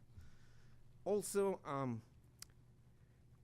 that will reduce the number of homes, and we're just talking about homeless, a few on the presentation, and there we go, are building a 2 million square feet facility instead of homes. So it's out of kind of incongruent. Sorry about the pronunciation, I'm not sure. Also, the documents don't talk about, they mention that the builder estimates that a truck will come in and out of that facility every 6 minutes. But doesn't say how many vans you need to transport the boxes out of those trucks. And all those cars will be on Warren Road, which I don't know if that road will be able to handle that load of traffic. Also, it mentions jobs. Folks, if you remember, Amazon is putting robots to do everything, so it's just a matter of time before there's a robot doing your job, FYI. And also, another gentleman here mentioned the fairy shrimp. If you remember, Warren Road is bended because it crosses the habitat of that species, endangered species. And now the warehouse is gonna put hundreds of trucks and hundreds of vans to go through the same road, which is one thing is the regular traffic from people lives there or just pass by, and another one is a semi every 6 minutes. There's no study about that on the documents, neither from the comments or from the developer. They don't talk about it. And I believe Hemet has a confusion. It's a confused city. They don't know what they are, or they don't know what they want to be. They want to be a city hotel. They want to be a city with pretty places, with people with higher incomes in the city, or they want to be the city of none, or the city of industry. So I believe you as our representatives, by the way, I voted for you, need to talk about what Hemet wants to be. Wants to be a community of people, or wants to be a site of warehouses. That's it. Thank you. Thank you. The next speaker is Harriet Bruner. Mayor, I did just want to note that the Newland Simpson project is not on the agenda. for today. This is a moratorium that relates to prospective warehouse applications. Additionally, the rules of decorum for the city council require that the comments be made towards the council, so I would request that you face towards the council. I know you didn't do anything. All speakers face the council when making the comments. Thank you, Mayor. Next speaker after it would be Pam Yang. Hey, good evening. I also want to speak on the issue of warehouses currently being built and any future warehouses under consideration. I'm very concerned about how these behemoth buildings will impact the quality of life here in Hemet. Traffic is currently much heavier than it used to be, and the warehouses will make it unbearable, not to mention dangerous. There will be hundreds of vehicles from commuter traffic for new employees and many hundreds of trucks spewing pollution, fumes, and noise at levels that are shocking. Our Hemet streets are not in any way prepared for that volume of traffic, which means that these trucks will not be moving any faster than we do now. So they will be idling and spewing more contaminants into our environment. Existing potholes will become the size of kiddie wading pools. Emergency vehicles will have a difficult, if not impossible, time responding. Seniors, a large contingent of the Hemet demographic, and children will be most vulnerable to noise and pollution. This is not conjecture, but both scientific and medical fact. Our property values will plummet. These kinds of projects are not a good fit for our valley and our city. Retail and service opportunities for Hemet and its residents are what we need. I would love to hear a specific number using the Kirby project model. How many tax dollars will be generated for Hemet versus the number of dollars it will take to maintain or improve our roads due to truck damage?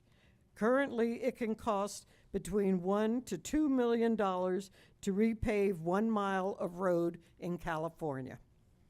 To close, shame on any city planner or city council member who thought it was a good idea to allow construction of the warehouse on Kirby within walking distance of at least 3 residential areas and a well-used city park. In an effort to ostensibly generate tax revenue, the people elected by Hemet residents to act on our behalf chose to disregard the impact on our property and our health. The negative potential surrounding that project is based upon significant amounts of both pollution and danger. As California is in the top 4 litigious states in the nation, I sadly predict that Hemet will finally be able to rent some of currently abandoned office spaces to all the sleazy billboard lawyers who will show up as soon as our children or grandchildren start presenting with elevated rates of asthma and related respiratory ailments, or citizens are crushed in their vehicles because massive trucks are unable to safely navigate streets not constructed to accommodate them. Listen to the people you serve, not the developers. Thank you.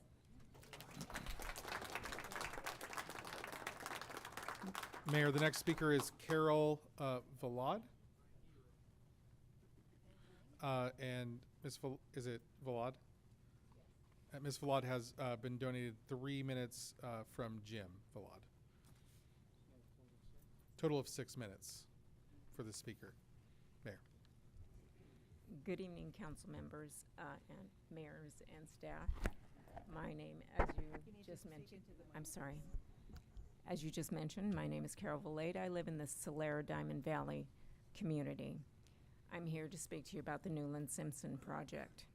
I know the council and the staff has read the mountains of data concerning the unmitigable negative impacts concerning the Newland Simpson project. I would like to give you a bit of real-life perspective for those of us facing the reality of having to live with those unavoidable negative impacts. We're told that there will be 2,539 cars and truck trips made from the warehouses daily. The road improvements being made by the applicant could not fix the bottlenecks that this will cause on Warren, Simpson, and Dominigani. With approximately 1,158 permanent employees arriving and departing from 2 driveways during peak commuter hours and trucks entering and exiting 4 additional driveways, the corner where Warren meets Simpson will come to a complete stop during those times. There are not enough road improvements being made by the applicant to fix that. There is simply not enough road. With no Salt Creek Bridge improvement, no traffic light, only a 4-way stop sign, this will have a cascading effect on the traffic going west and east on Simpson, north and south on Warren. There will be major prolonged backups. Warren and Simpson are major thoroughfares for our community and for most of the surrounding area. My community will have serious delays trying to exit during those times. What if there's an emergency? How will emergency services get to us on the clogged 2-lane roads? If there is some kind of a natural disaster, like earthquake, fire, flood, we will suffer serious consequences because of the delays. Regarding air pollution and air quality, a higher percentage of people in my community, because of our age, suffer health issues that would be greatly aggravated because of the increased air pollution. Even those who don't have health issues will be affected. We are an active community with tennis, pickleball, bocce ball, swimmers, and walkers. Breathing in all that pollution during those activities will certainly have a negative effect on our quality of life. Concerning the jobs that are being promised, according to the EDD, as of October 2024, there are 2,300 unemployed in our city. Not all of the unemployed are warehouse workers. The applicant cannot guarantee that the tenant will hire exclusively from unemployed Hemet residents. I suspect most will come from outside areas. There will be a very limited number of Hemet residents who are actually employed at this facility. My community alone has 573 homes with approximately 1 to 3 people each. We have a new housing development with family homes both on the north and the south of us. I am quite confident that between the 3 developments that we would number well over the total number of residents who would actually be hired by the tenant. The amount of residents throughout the city impacted negatively by this development far outweigh the infrastructure, employment, and tax benefits the city will receive. Thank you for hearing my concerns. Mayor, the next speaker is Jean Faenza. And following is Harry Crowell. Hello. Congratulations to all the council members that were elected and Mayor Pro Tem. Also to the proclamation recipients, congratulations, and to those wonderful mayoral mentees. Great job. Thank you for that. I'd like to address the warehouse thing. I support the moratorium. I was the one that proposed it to then Mayor Males for the October 12th meeting. So I'll take the heat for that versus you. I don't support it for a multitude of reasons. The city missed the mark regarding warehouses. We are now in we have a debacle, right? Citizens want it to work, you want it to work, we all want the economy to work here in Hemet. But logistics warehouses are not for Hemet. Our streets are not built for Hemet. When we look at the streets, the trucks turning today onto Florida, which is a designated truck route, from Sanderson or from Warren, they can barely cut the corners. Fantastic job redoing Warren. That's a state route, I believe, so we probably had some funds, or no? Not Warren, excuse me, Florida. State route, state funds. It looks beautiful. It's really improved the look of the city. We need more of that, and we're not going to be able to maintain that with trucks and logistic warehouses being built in Hemet. You know, we face unique challenges here in Hemet that our bordering cities do not. And the Planning Commission, Commissioner Clark mentioned, she wondered why. Well, I don't have the answer to that, but they are surviving. She said, why are they doing better than Hemet? Well, I would throw my dart that Hemet is an older city than Mentee, than even Moreno Valley. So we have challenges based on infrastructure. We are farther from the freeways, so it's difficult to get to. We have a smaller area that's not built out except for the west side. So I would think that we need to come up with a plan as a city to really address those issues, learn from our adjacent cities and towns, what mistakes they made, such as a diesel death zone and warehouse cities, and learn from that. I think it's a huge thing. I have a question for, I believe you, Mr. Graham, city attorney, or city manager, regarding the 9 applications. The Planning Commission denied the Kirby Simpson project. A 5-0 vote, yes, they did, on December 3rd. It was a 5-0 vote denying it as a recommendation of the City Council. Is that now excluded? Is that included in the moratorium as that application has been declined? And any reapplication, I assume, would be part of the moratorium. I understood you guys take questions. Was I wrong? Oh, you don't take questions? Okay. Maybe just from you guys. So that's my question. Mayor, I'm happy to keep track of some of the questions that come from the members of the public, and perhaps we can address them at the end. Harry, no, okay. Harry Crowell. Sorry about my penmanship. It's pronounced Crouch. Oh, well. That's your real name. Harry Crouch, please approach the podium, followed by Andrew Allen. I would point out that Mr. Crouch did write it twice, and I missed it both times. Fine. Fine, right. I'll forgive you this time. Thank you. Is it on? Yeah. Okay. Well, once again, congratulations. I'm a new resident to Hemet, 5 years. Moved out of San Diego after moving out of Alaska. I go to San Diego twice a month to check my office just to see if it's still in downtown. When I first started doing that trip, no problem. Easy. Now if I can do it in 1 hour and 40 minutes, I feel like I've been lucky. And over almost an hour of that now is beginning from Hemet through Temecula. The other day we're coming back from Loma Linda because my wife has some doctor's appointments up there, and we're coming through the valley and it was covered in something I hadn't seen before. And I told her, I said, that looks like smog. But this is Hemet. One of the reasons we moved here is that there was no smog. And so I figured, well, it must be from the tens of thousands of homes that are being built in every valley within 2 feet. I didn't know about the warehouses. I no longer drive down Kirby because the first time I saw it, I just about wrecked my car by running into a couple kids at the park. It looks like some alien spaceship came down and landed in Hemet. So the bottom line is, and I hope this doesn't sound tactless, but for the life of me, I can't figure out how anybody in city government, elected or otherwise, gives a crap about the kids that live here because you've put them all in jeopardy. Whether it's from getting run over by the trucks, whether it's from complicating the pollution, destroying the roads, running over pets with a semi.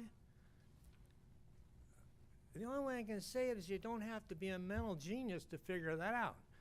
So, it all boils down to one thing, doesn't it?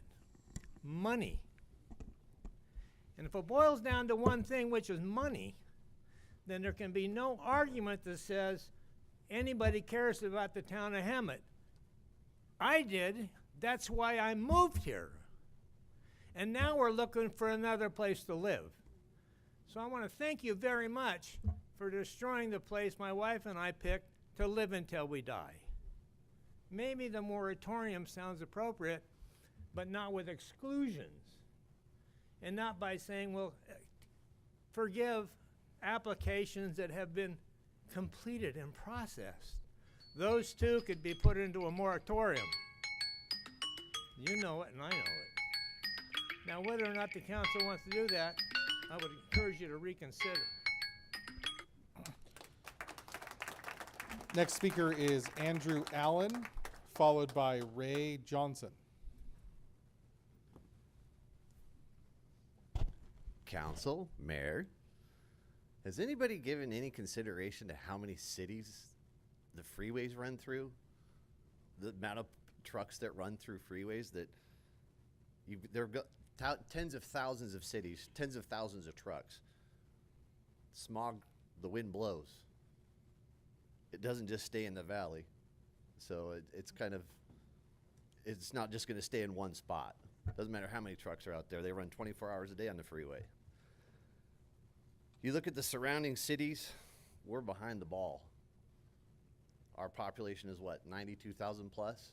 Our average median is what, 28,000? Every city surrounding us, the median's higher. Even Beaumont, it's got a 40,000 less population. Their median is almost twice as ours. So I hear the pollution, transportation. Yeah, we can make it work, but there has to be those policies in place for them to be responsible as a warehouse. Hey, let's help the infrastructure. Let's bring the jobs in. There's temporary jobs and there's full-time jobs. There's the temporary jobs, the guys that construct it, and then there's the full-time people who work there. As a business owner being born and raised here, this city's dying. It needs the growth. It needs the development. We're gonna die a retirement community. I mean, these jobs will be for our future. It's unprecedented how far behind we are. We're way behind. We need the development and the growth in the city. Yeah, we need infrastructure. There's a lot of things we need. But there needs to be a plan to do it, and who knows what the answer is. I don't. Just expressing my concerns. Thank you. Next speaker is Ray Johnson, followed by Victoria Wood.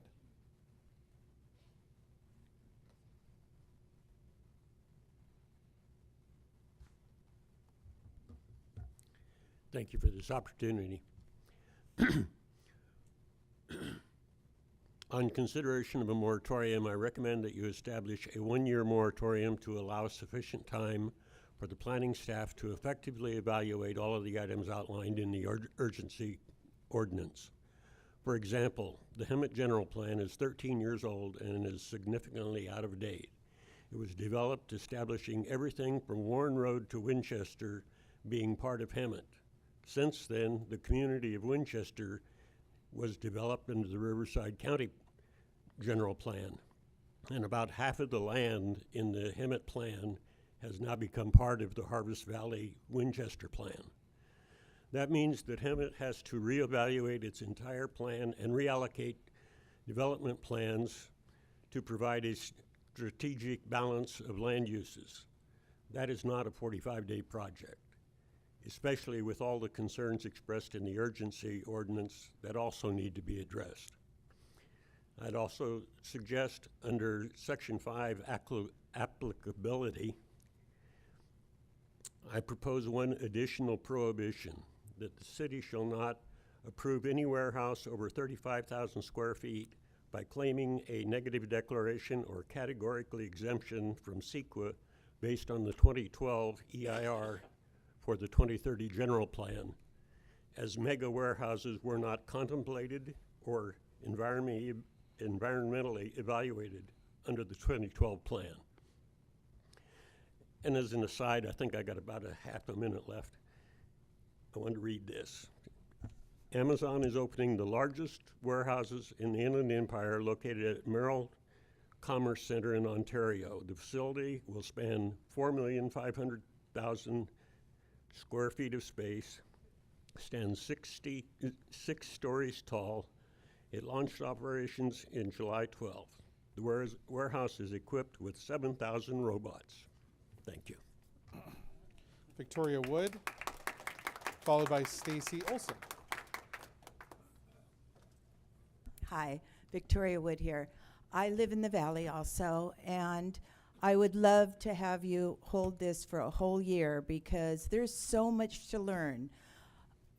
I can't tell you, I'm a personal driver. I drive to every airport in this valley, into San Diego, into Ontario, into LAX, and I can tell you that Ontario is set up for it. Ontario has 4-lane roads that go from side to side. There's warehouses, there's room. The trucks are coming off the freeways right there. And the man that was talking about, you know, there's no pollution that's going to move, it's not true. Beaumont, that's not true. Beaumont, there's a freeway right there. Of course, they're going to have more industrial in that area. They have a freeway to come to. We do not have a freeway for 10 miles. I drive to all of these warehouses. I bring kids there. I bring them home. And these people that are going in and out of there are waiting 20 minutes on 4-lane highways, on 4-lane roads coming in and out of these warehouses, 20 minutes to get in and out of the warehouses.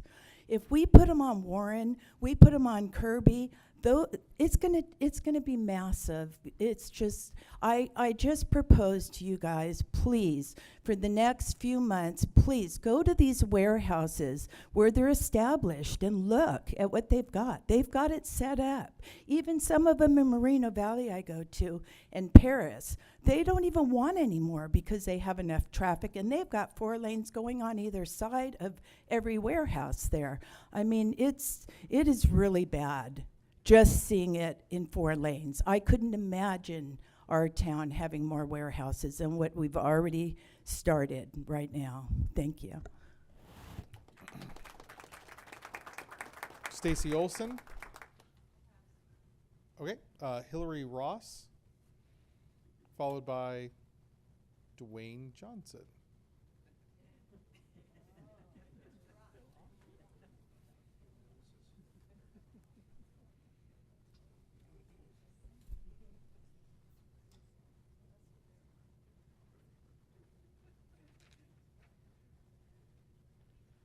And in the future, if you do have something that you'd like to hand out, you can hand it to the city clerk, and we can pass it out to the city council members, just to expedite these meetings.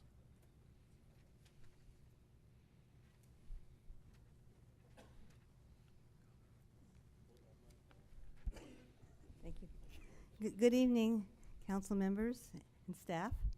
I'm happy to be here. I didn't know that there was some limitations this evening about what I could talk about, so I'm just going to talk about what I wanted to talk about. I hope that's okay. I prepared something that says the positives and the negatives of warehouses. What the council, when I've been here, said to me, the positives for the warehouses is there's more jobs and there's more revenue to the city. For me, the reasons against the warehouses are these.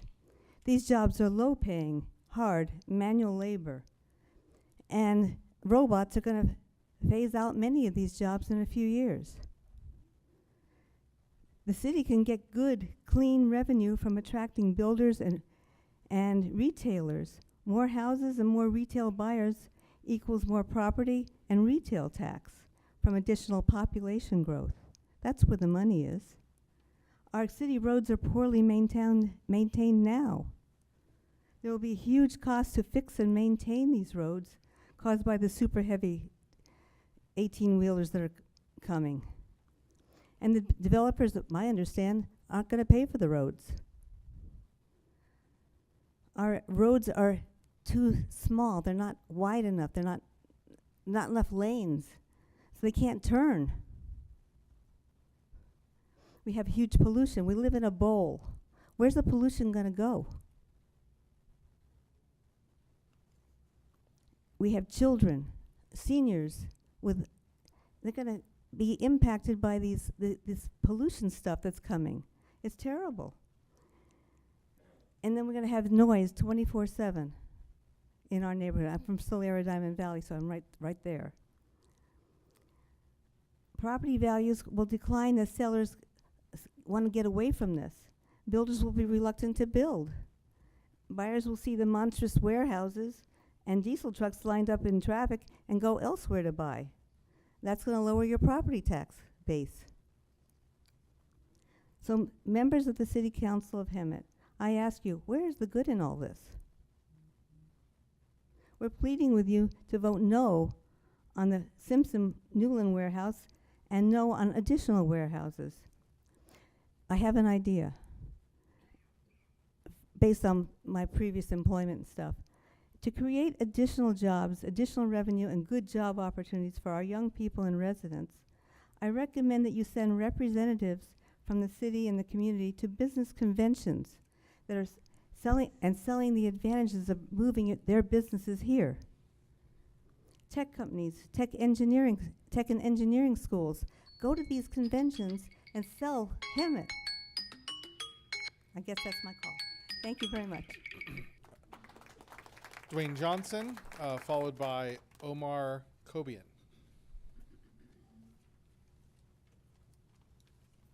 Okay. Good evening. My name is Dwayne Johnson. I'm a local resident here. I am here on behalf of the United Brotherhood of Carpenters and Joiners. We have 5,000 members in Riverside County, over 5,000 members.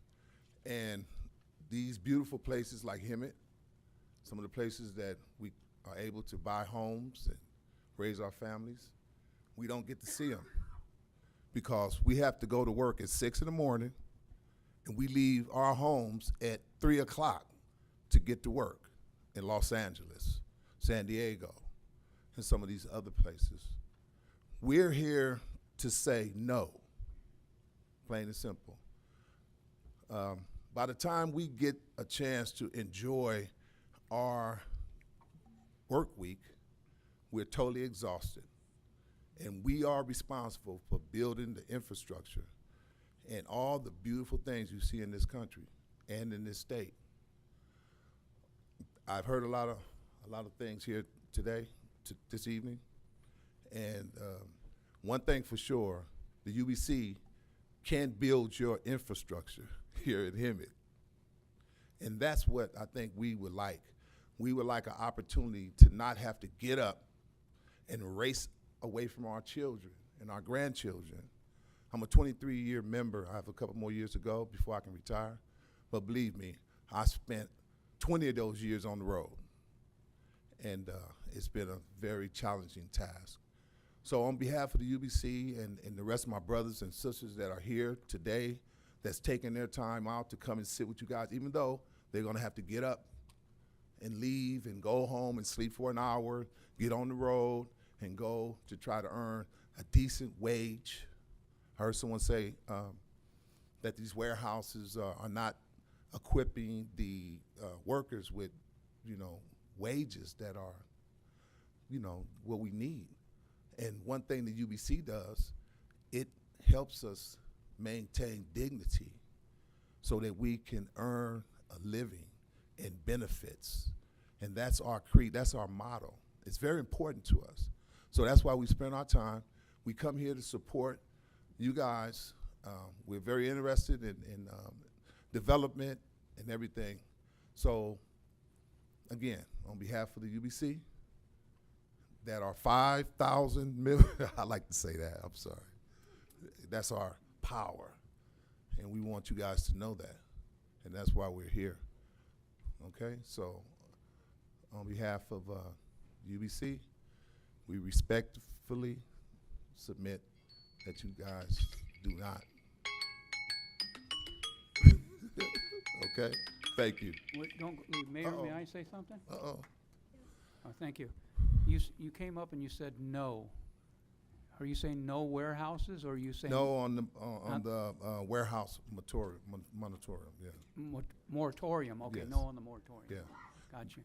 Okay. Okay, I just had Anything to else, get Mayor? I had to get clarification because Well, that's cool. I think you need to get to know me, man. I'm Dwayne Johnson, man. That's what you. That's what you. Dwayne Johnson. I'm the other rock, man. You're the other one. Okay. All right, man. Thanks. Next speaker is Omar Kobian, followed by Roy Fales. Hello, Mayor, council members, staff.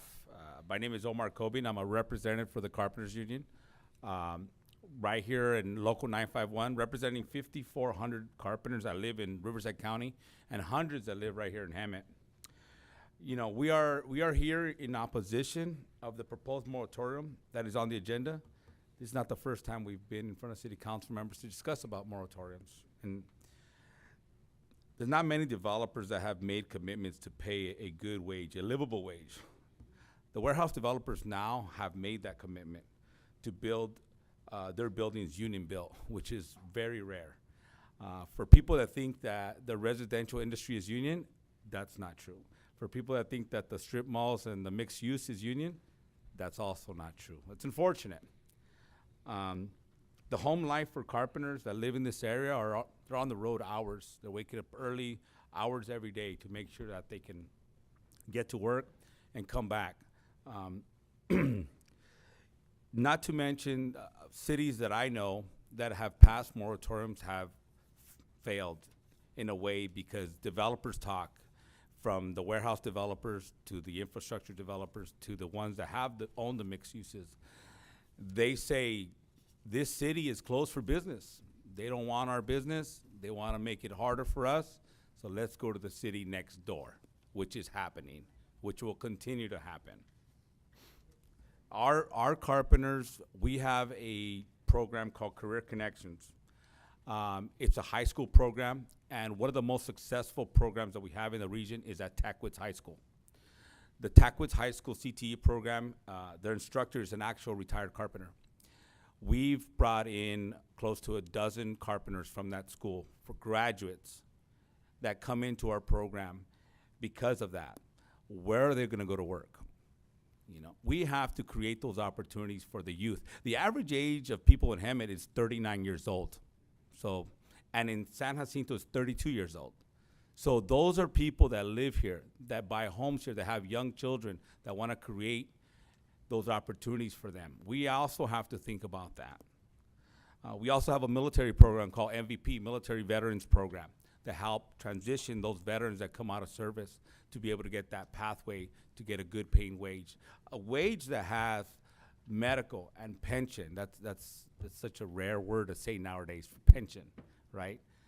And maybe one day retire with dignity. So we are here on behalf of the Carpenters Union for you to please vote no on this moratorium that would be dire to propose a one-year moratorium.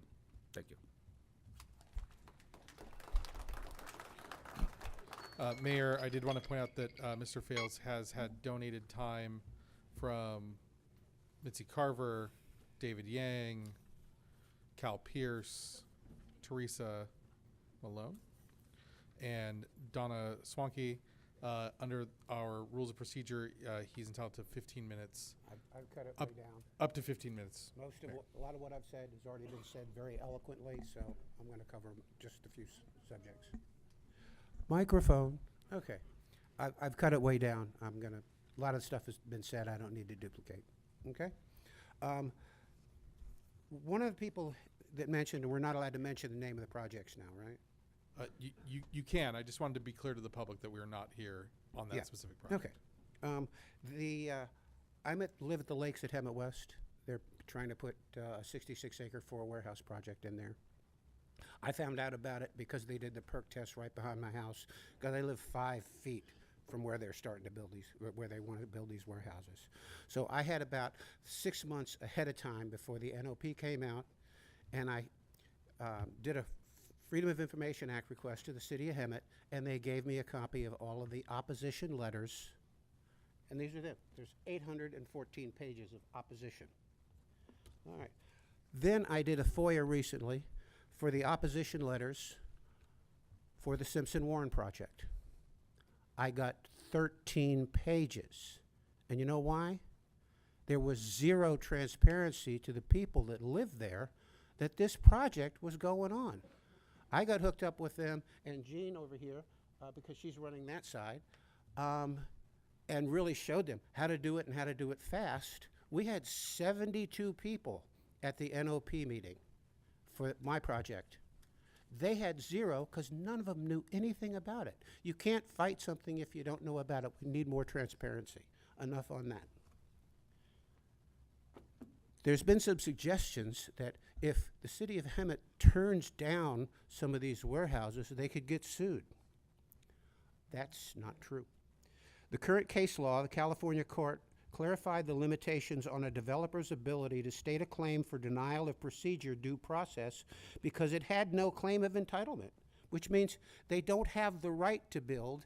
They get to ask us if they can, and then we say yes or no. And the main thing they were talking about is The application in the context of issues which involve complex, discretionary decision-making. It's not like putting a McDonald's on a corner. These are 66 and 100-acre projects. They're massive, okay? Now let's talk about all the money that's going to be coming into Hemet. The average warehouse worker makes, according to verified sources, about $27,000 a year. That breaks down to $2,300 a month. In a one-bedroom apartment in Hemet, and this is one person, $1,441. Average food costs $300. Phone and internet, $85. Car insurance, $55. Utilities, $200, except in the summer. We know that one. Car and fuel, $300. Medical insurance, $200. Saving for retirement. Entertainment, $80. Cable, $85.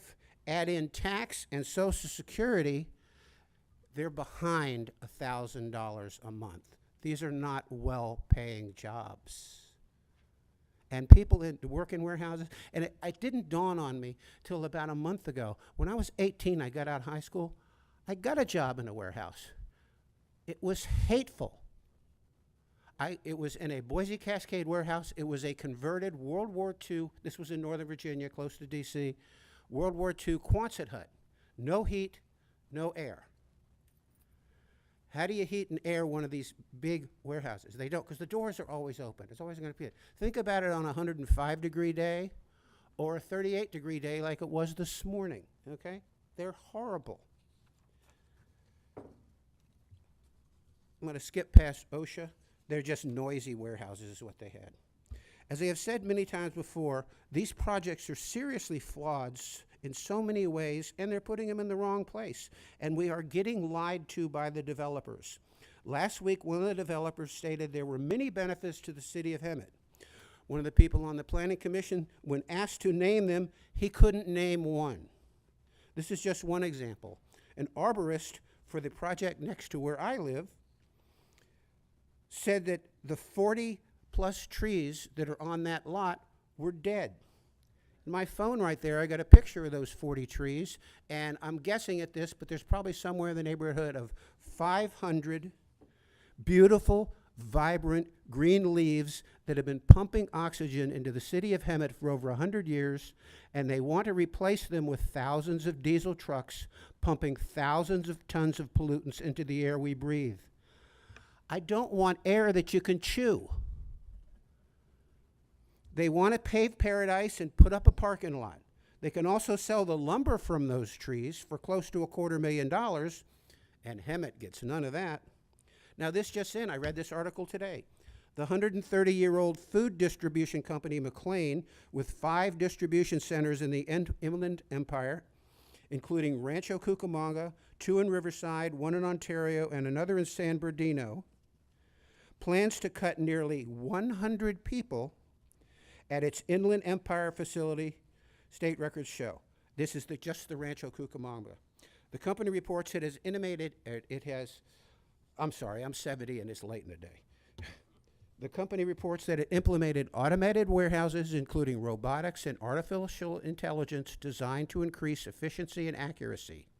There go the jobs you were talking about. Before too long, all warehouses will be automated. They've got 4 other warehouses. You think they're going to automate those? You think Rancho Cucamonga is the only one, or are they going to do the other 4 also? Now, add in this bit of news. President Trump has promised a 20 to 30% tariff to be added to the cost of goods coming in from China. This will seriously affect the profitability of the Chinese tenant at the project next to the lakes at Hemet West. They may lose their tenant. They can't be competitive if their prices go up 30%. That's always been their advantage. It's cheap to make stuff in China.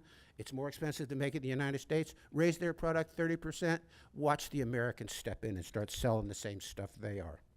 They will probably be stuck with another derelict warehouse if that one's approved, just like the one that's already on Warren next to the car dealerships. Let's try to fill that decaying building, not build more. The writing is on the wall. No more warehouses. Now, I'm very happy to see these construction workers back here. The 2 gentlemen spoke very eloquently. These are hardworking people. They make good money, but they work hard for it. But construction jobs are short term. They're here 6 months, 8 months, maybe a little over a year, and then they're gone. We need long-term thinking. I think they would be much happier if they could proudly say, I built a trade school, or I built this beautiful business building, a doctor's building or something like that, instead of saying, I built a warehouse. No more warehouses, please. Thank you. Mayor, the next speaker is Cheryl Pierce, followed by James Keith Trexler. Cheryl's gone. James Keith Trexler, followed by Nancy Austin.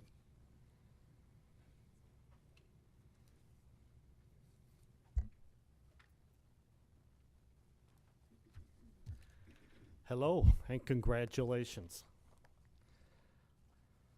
I have been a Hemet resident for the past 8 years, living near Mustang and Warren, Solera, Diamond Valley, having recently retired from a 44-year construction career with several geotechnical engineering companies, the last 15 years of which as a general superintendent for Keller North America, the largest such company in the United States.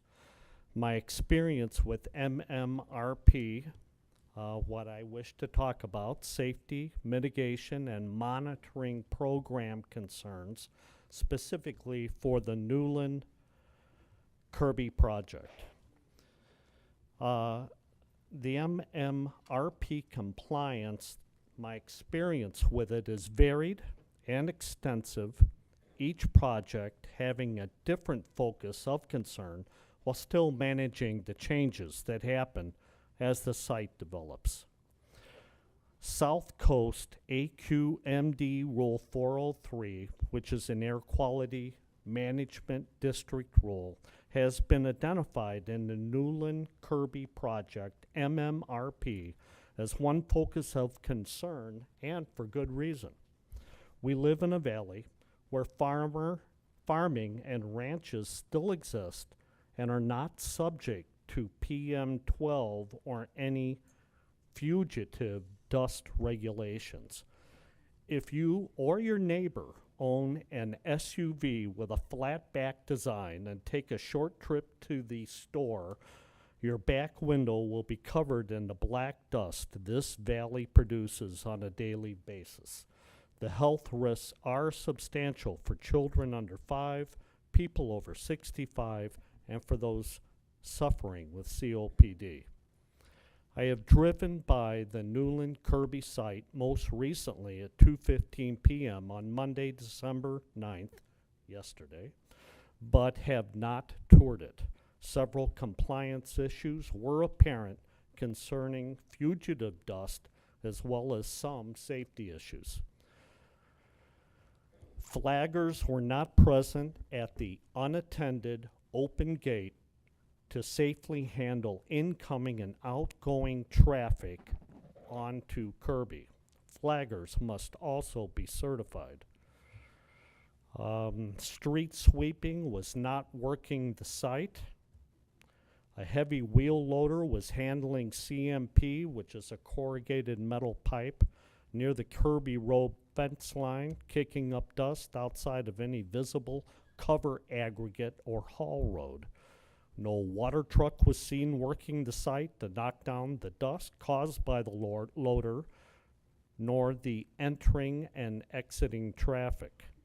Very little cover aggregate was seen. The on-site haul road seemed to be unmarked site traffic going anywhere and everywhere. PM10 monitors were not seen installed on the fence line. A site this size and that close to existing housing should have had them set up to monitor at least fugitive dust and carbon monoxide. Containment fluid catch basins were not readily observed under parked equipment, and spoil piles were noticed, but I was unable to determine if they were covered. In my opinion, the site seems poorly managed when it comes to traffic safety and fugitive dust emission compliance. Thank you for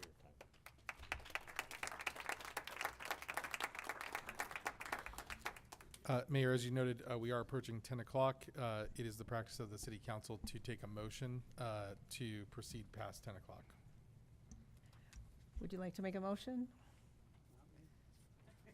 I'll make a motion to proceed past 10. Can I get a second?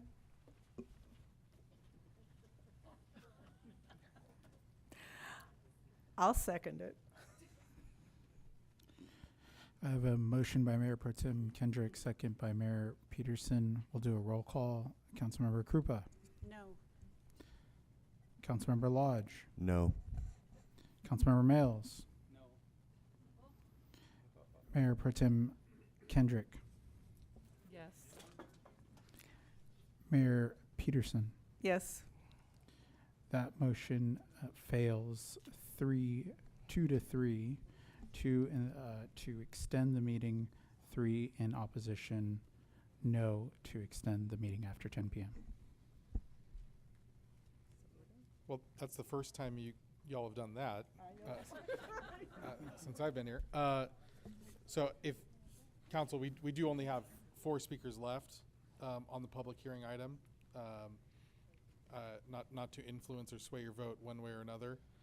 And we do have a consent calendar as well. You have 4 minutes until 10 o'clock if you'd like to wrap up the rest of the agenda. You could also make a motion to continue the meeting to another date and time if you're not going to continue past 10 o'clock. No. Still there. I would make a motion to cut the rest of the public speaking, to go on with the agenda and get out of here by at least 10:30. Second that. I have a motion by Councilmember Krupa, second by Councilmember Lodge. We'll do a roll call. Councilmember Kendrick. Mayor Pro Tem. Excuse me, Mayor Pro Tem Kendrick. No. Councilmember Krupa. Yes. Councilmember Lodge. Yes. Councilmember Males. Yes. Mayor Peterson. Mayor Yes. Peterson. Yes. That motion passes 4 to 1. Okay, Mayor. It seems like we're going to leave this public hearing open. Sounds like the motion was to proceed to the rest of the agenda. I think your next agenda item is 13, receive and file.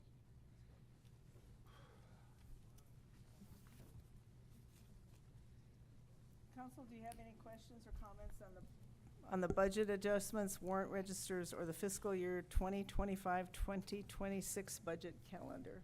Excuse me, could I make a comment? Just going back to item 12B. I said to limit or to cut off the public hearing, not to not make a decision on 12B. I would like to make a motion to approve the 45-day moratorium. Understood. We were in a public hearing. Generally, we are required to hear all speakers. However, based on looking at the names here, my suspicion is that those individuals. Could we ask if those people would willingly give up their time, since we've probably heard all of the arguments? That would be perfectly acceptable. Is that okay, Mayor? That would be fine. Nancy Austin, are you willing to yield? Yes. Andrew Kochik, are you willing to yield? No. Damon Polk, are you willing to yield? No. Mallory Kremman, are you willing to yield? Yes. So we have 2 public speakers, Council, who were unwilling to yield. Make it quick. Mayor, is that? That's fine. We will hear the last 2 speakers. Andrew Kochik. Mine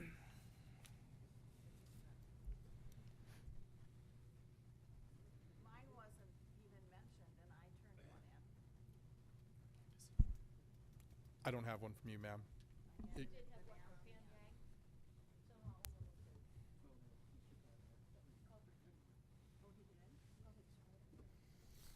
I'll make this quick.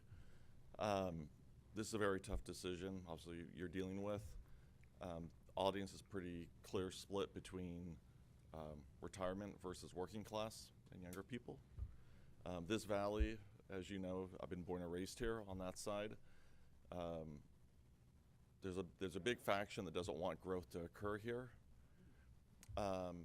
They want to enjoy the fields, want to enjoy the beautiful part of the valley. I get that. This valley is amazing and beautiful. However, you guys are working hard to also drive economic development. You guys are working hard to turn around what we haven't been for 30 or 40 years in this valley. Working very hard to do that. That economic development and those jobs that come to the valley, you can't necessarily determine that. It'd be nice if we could say what jobs come here. We can't. As you know, we all love Costco. We'd be nice to have that here. We can't, right? Unless they determine they want to be here and the numbers make sense for those to come here. The scare tactics that you hear, your engineering team, your mitigation, your CEQA, your environmental reports, all those things address all those different issues that are there. As far as pollution goes, you have CARB and AQMD that deals with pollution. California is one of the most stringent with diesel and those trucks on that side.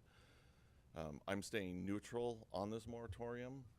I know you're going to do your homework and there's a reason why you want to address this, but you're up here to represent everybody in the valley and all those things, and you're fighting hard to turn the valley around. And when you have development coming here, in the past, our community has always opposed development, has always pushed back that development, right? We want good things, but then when it comes, we push it back.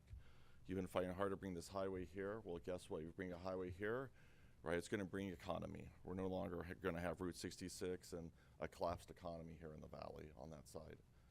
So I know you're going to take a balanced approach. You're going to listen to both sides. You're going to do your homework on that side, but you've got two sides of the community here being represented tonight. I appreciate the time. I'll cut it short. Thank you for my time. Next speaker is Damon Polk.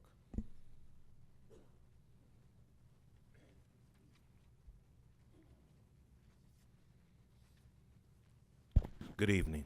My name is Damon Polk, and I am a homeowner in Hemet, and I live adjacent to the warehouse area, the Simpson Road area, and I am in opposition of that warehouse, and I am in favor of the warehouse moratorium. I'm in opposition to the Simpson Road warehouse for many reasons, particularly in relation to the traffic. I read the report that was in the City of Hemet website, and it indicated that the level of service for the traffic would be unsatisfactory. So I don't understand why we would consider things that are unsatisfactory for Hemet. Additionally, my daughter, who is 13, who likes to ride her bike around the community, I don't want her to be burdened by pollution.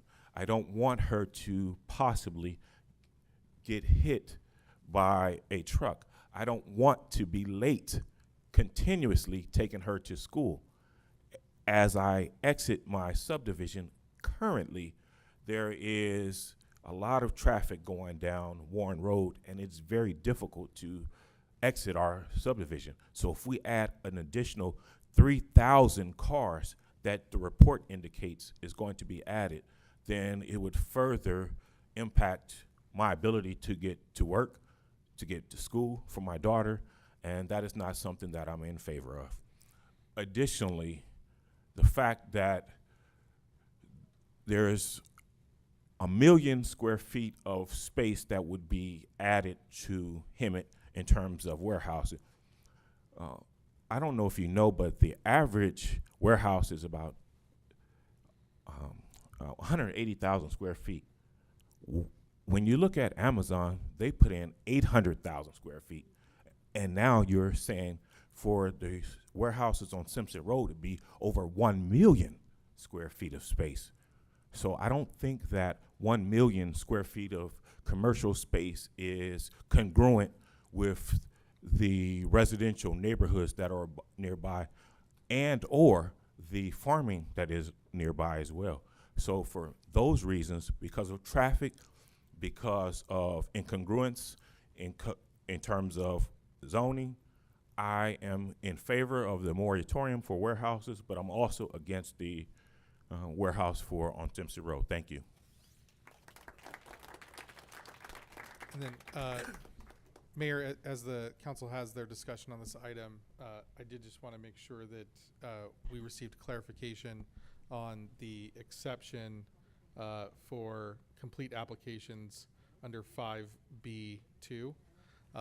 Based on what we heard from the Community Development Director, at least 2 applications that were identified on the active industrial project list that was attached to the November agenda. That is the Hemet Industrial Park project, which had an application date of September 27th, 2024, and the Santa Fe Industrial Project, which had an application date of September 20th, 2024. According to what we just heard from our Community Development Director, that what they have on file would not meet the exception. So my understanding from the November meeting was the intent was that entire list be exempted. So if that's the will of the council, my request would be, if you did have a motion, that we simply incorporate the active industrial project list from the November agenda. But if there was other direction, obviously it's up to the council. Thank you. You want me to make a motion? Okay, I'm going to make a motion for staff recommendation to establish a 45-day moratorium on the expansion or establishment of warehouses and distribution facilities in the city of Hemet, based on what the city attorney just said for those exceptions.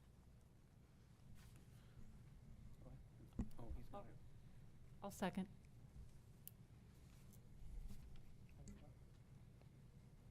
I have a motion by Councilmember Krupa, second by Mayor Pro Tem Kendrick. We're going to do a roll call. Councilmember Krupa. Yes. Councilmember Lodge. Yes. Councilmember Males. Yes. Mayor Pro Tem Kendrick. Yes. Mayor Peterson. Yes. That motion passes 5-0.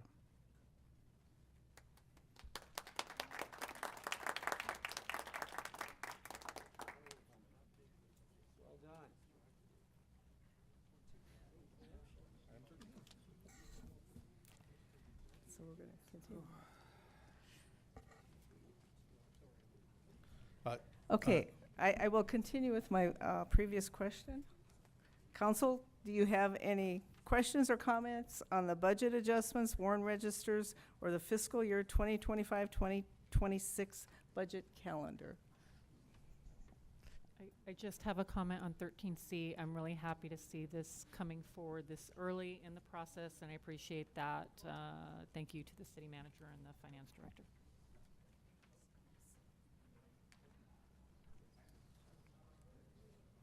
We will receive and file the reports. We will now move to the consent calendar. All consent calendar items will be acted upon simultaneously unless requested by an individual council member for separate consideration. Are there any members of the council that would like to pull any consent items for separate consideration? I would like to pull 14E.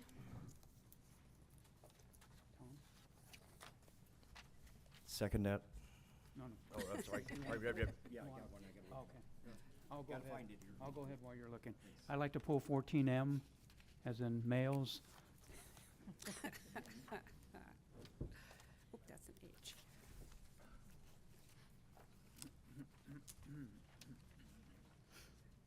Councilmember Lodge, did you have one you wanted to pull? He's looking. I'm looking. Okay. I said 14. We're good. He's good. We're good? Okay.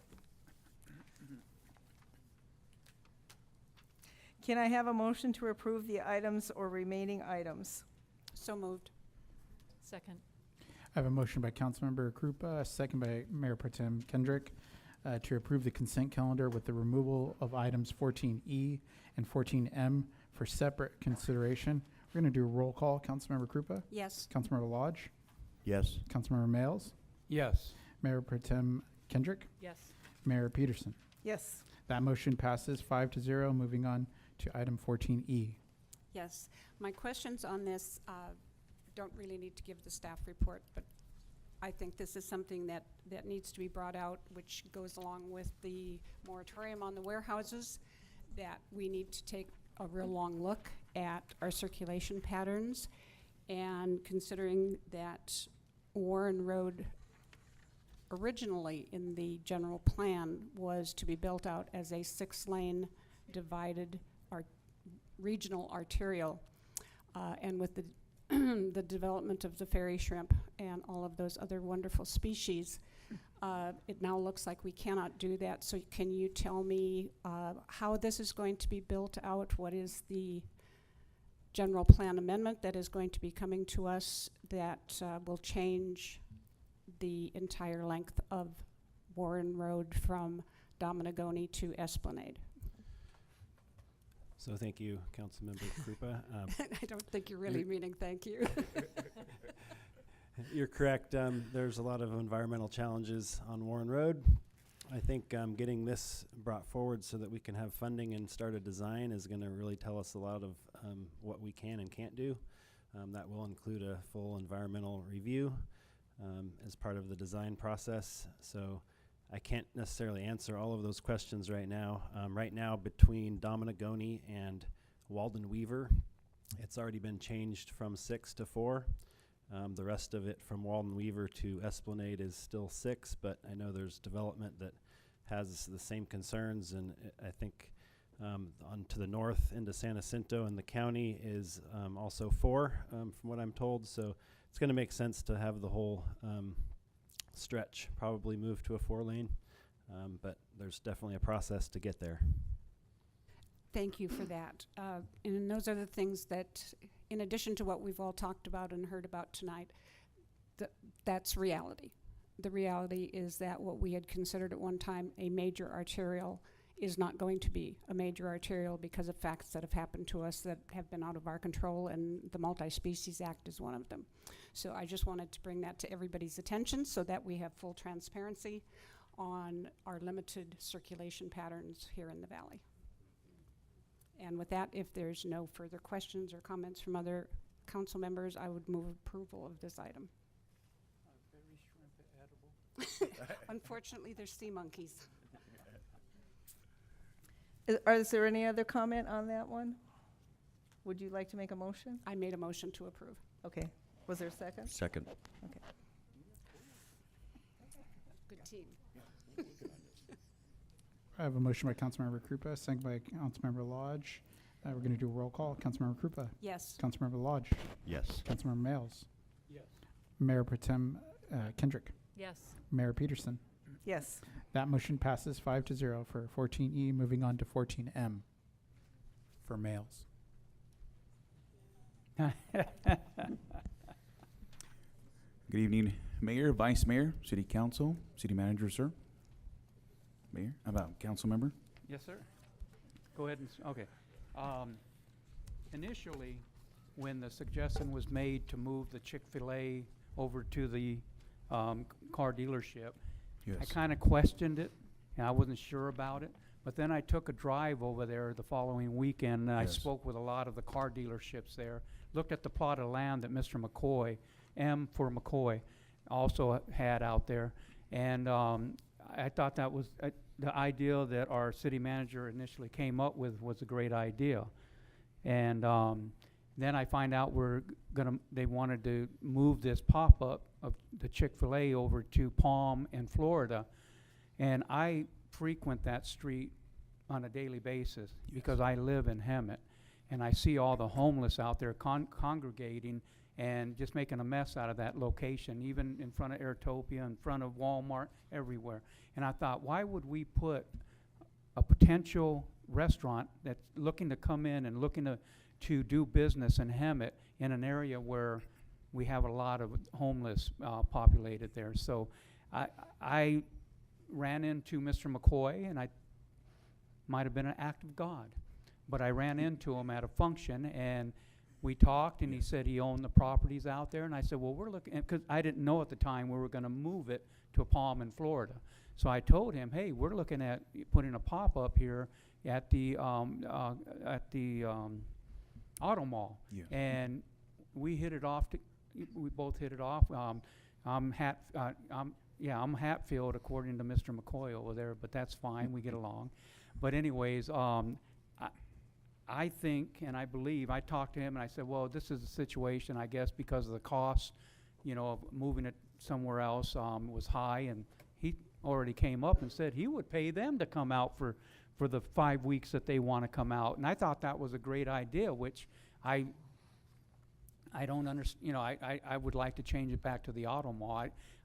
In a location where it's going to be utilized, they'll sell their food out there. I spoke with every car dealership that was there. I went and talked to them specifically on this item here on Chick-fil-A coming in. They want it there. They all talked about it, and they said, oh, man, our clients will love it because while we're doing all the paperwork, they can just go to Chick-fil-A and grab a sandwich. That's perfect. So that's what I'd like to do. Yes, and those are great questions, Councilmember Miles. Thank you for bringing that up. So just for some clarity here, a few months ago, as you're aware, we approached Chick-fil-A to see for economic prosperity as part of the Economic Development Strategic Plan to lure business in. And we were able to meet with Chick-fil-A. We had a great meeting. And from that, the city manager and I were able to connect with them, and we were able to propose there's variables for them to come in. We're not just quite there yet, but they want to test our market out through a pop-up. So after the meeting, we gave Chick-fil-A, which I believe, hopefully they're still on the line. We have a representative from Chick-fil-A on the line. Not sure if they're still there or not, but they actually went on to the Hemet Valley Auto Mall, and they toured the whole venue, and they toured actually our whole city, and they brought up 3 different locations as desirable locations.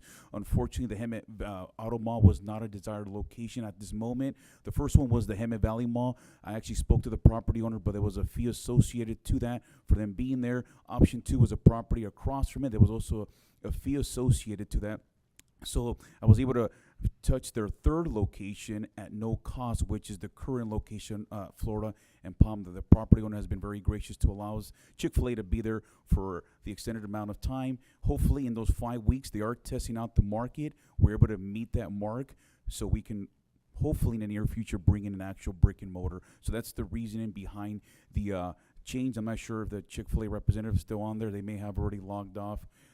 So they could have touched more on the location, but if there's council with desire for us to look at a different location, I can see what Chick-fil-A was thinking, but we're going to hopefully, depending on approval, start the marketing fairly soon here, council member.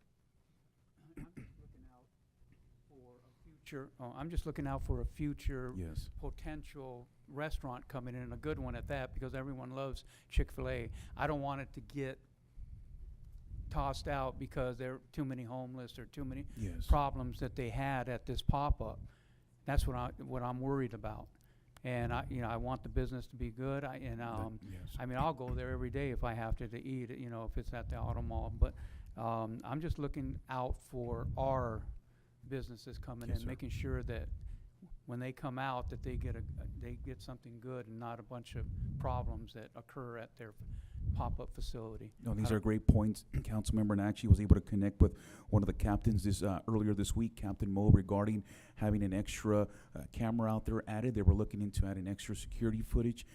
Cameras there to kind of surveying the parcel and the property, and more importantly, having more traffic in regards to police traveling there, so they can be able to watch that. But again, to your point, if you were like, we can go back to Chick-fil-A tomorrow, see that's the location. If not, will you I be would okay like with the that current just location? to talk to them about Absolutely. that, and give them the proposal that Mr. McCoy offered also. Perfect. So would it be council direction for me to speak to? I'm sorry. Go ahead, council city manager. Can I make a comment? I agree with Council Member Males in that next to Airtopia and Walmart, it's set back so far. I think, I go over to the auto mall for servicing my car, and I often think there's no place to eat here.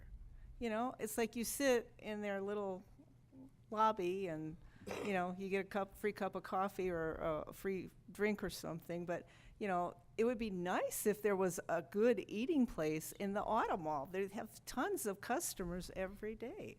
And I think over by Walmart and Airtopia, it's just set back so far.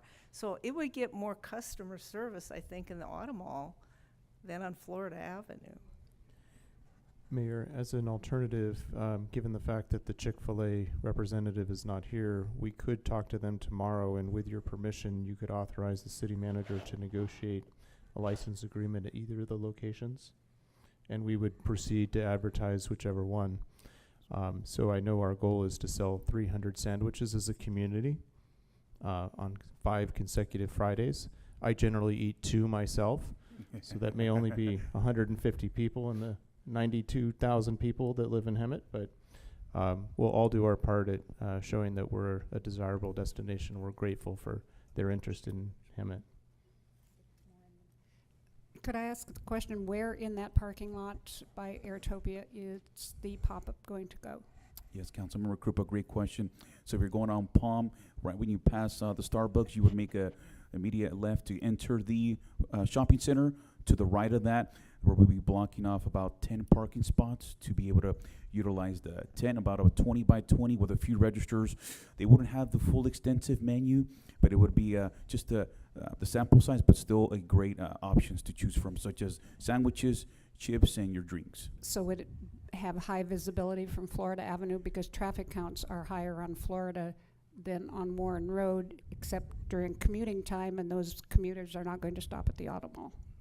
Yeah, I've spoken to the property owner, and they assured us that the location there, they're willing to work. If it doesn't work the first week, moving around the location depending on what's best for Chick-fil-A. Chick-fil-A has gone out to that property, inspected very thoroughly to see the best location, and they felt that was the best location for them based on the pop-ups that they've been doing around our area here, not in Hemet, but in the region, and they felt that was a suitable location. But we did present the Hemet Valley Mall as the first suitable location. Yeah.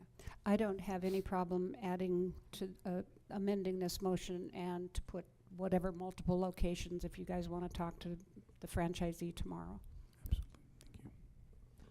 I agree with that. I do want to just bring up one issue is everyone knows how popular Chick-fil-A is, and they have an issue with stacking at every one of their locations.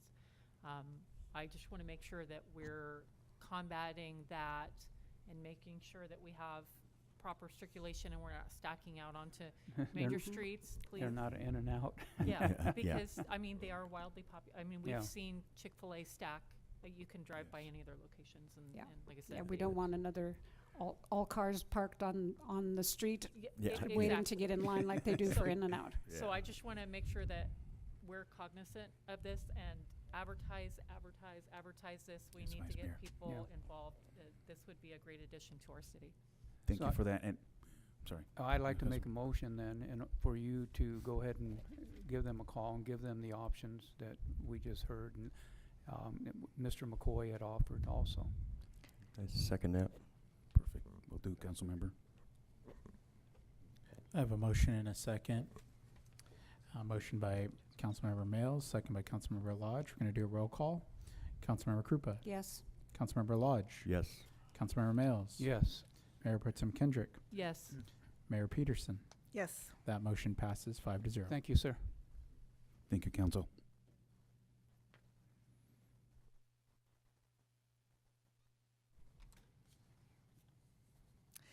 We will now move to the discussion action items. Can we have a report from staff on discussion item 15A? So this will be a brief report, given the time. I was approached by a citizen that lives in Val Vista, which is within the Hemet sphere of influence. The communication was to request that the council consider sending a letter to the county requesting an alternative location. Concerned about compatibility with the neighborhood, limited access to nearby employment, and so as a result I asked the mayor if he would like to consider adding this to the agenda. He said yes, and we're here with a draft letter tonight that would be submitted to the County Board of Supervisors should you be interested in advancing that letter. Thank you for the staff presentation. Council, do you have any comments or questions? I have a question. I have several, actually. Since this site was bought, who in CityNet knew about this? I mean, and didn't tell us before this all came through? And who in the city itself knew about it and didn't tell us?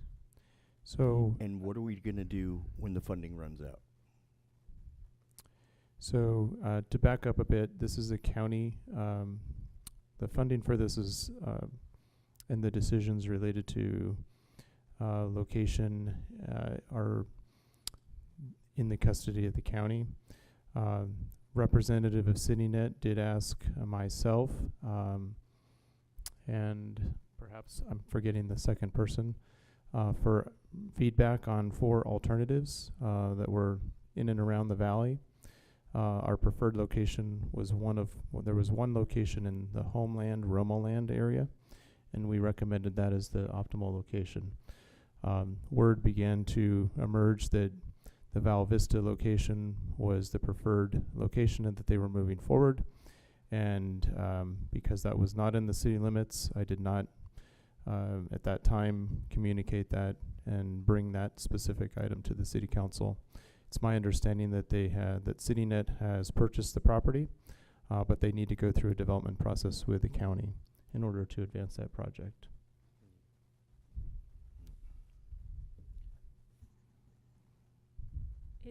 Is there any potential conflict of interest since CityNet provides services for the city? It's an excellent question. I typically answer questions related to legal conflicts of interest under the Political Reform Act, under Section 1090, common law instances of conflicts of interest. I don't see that here. Nevertheless, there is the potential for the city and our contractor not to be in alignment on this issue. I don't see a legal conflict of interest there, though. No. I have mixed emotions on this letter because this is for the city of Hemet, San Jacinto, and the county. But it is for primarily the San Jacinto river bottom homeless people. And then we can expand into our city of San Jacinto and Hemet. And it was said that there's not job opportunities in that area. But first, the people have to get well. They have to get well enough that they can get that job. So I think the treatment is more important than, it's like a process, So you have to think about everything, but first you want to help the people. And through it's a navigation center, so there's other resources that will help them get the jobs. And I mean, if they're living on the street now, it's not a problem to move to a closer location where they might find a job. And we're all saying we need more jobs in Hemet. So if we don't have the jobs for them here, I don't know. I just, and I don't want to really procrastinate on helping the homeless longer, because the public is really tired of seeing these people on the streets all the time. And it's bad for our city as far as trash goes, graffiti, all these things.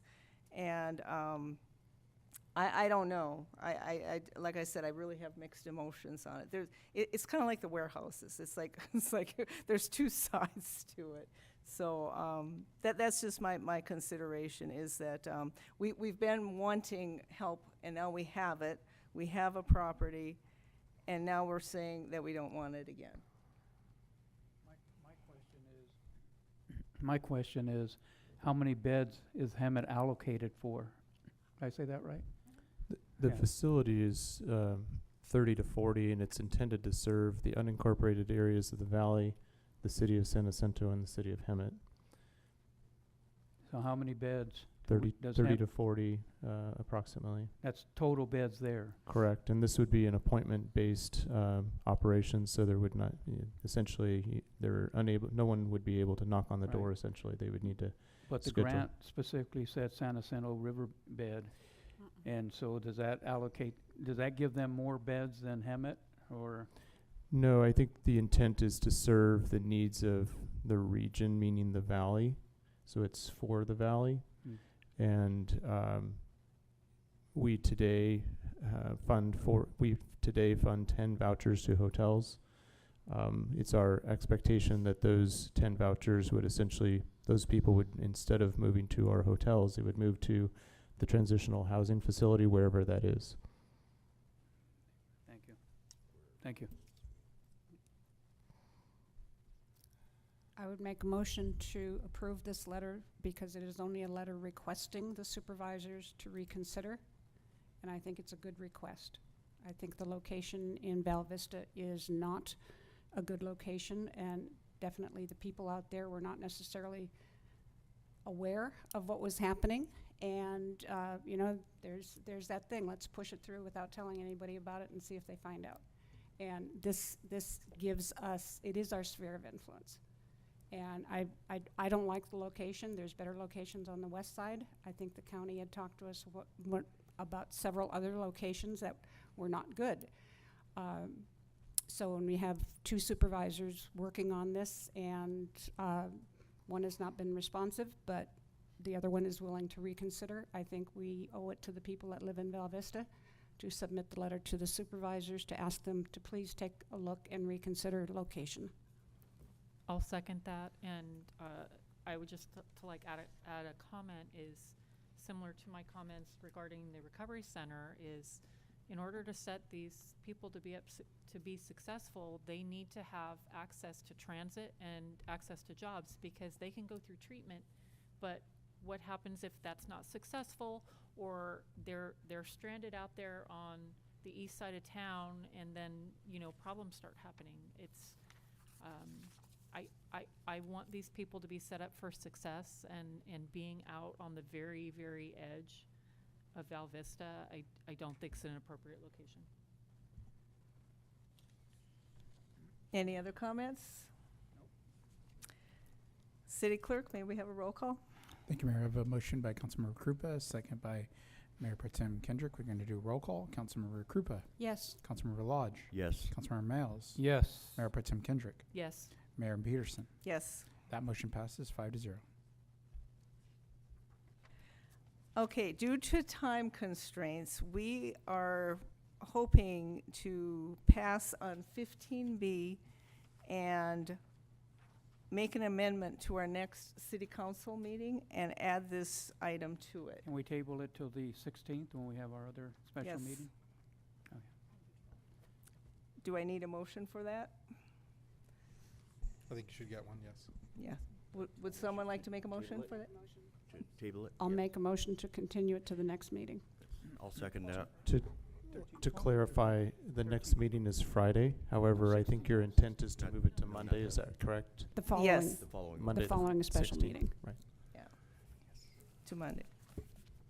So it is 16th. I have a motion by Councilmember Krupa, second by Councilmember Lodge to continue this item to the following Monday. We're going to do roll call. Councilmember Krupa. Yes.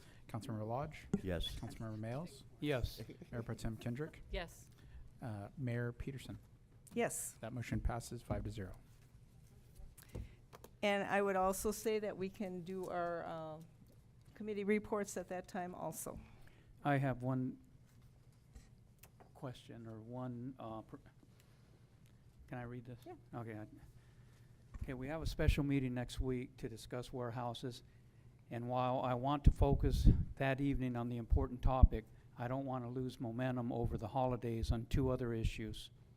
So I'm asking that we add the following two items to the agenda for our special meeting next Monday. Number one, first reading of an ordinance. Now this, number one, pertains to the homeless being able to sleep in the parks and on businesses. And it hasn't gone through because of wording on some signs that they have to make. So I called the attorney today or yesterday, and he realized that I guess he had to talk to certain people to get this through. It was sitting with me. I got it taken care of today, yes. Okay, so I'll just the first reading of an ordinance updating our rules and regulations for our parks. My understanding is the city staff have a final draft that they can bring forward for first reading on Monday. And bringing it forward then will ensure it is adopted at the first meeting in January. And this is critical to protecting our parks. Okay? Number two, I want to have a discussion on directing staff to amend the cannabis licensing ordinance.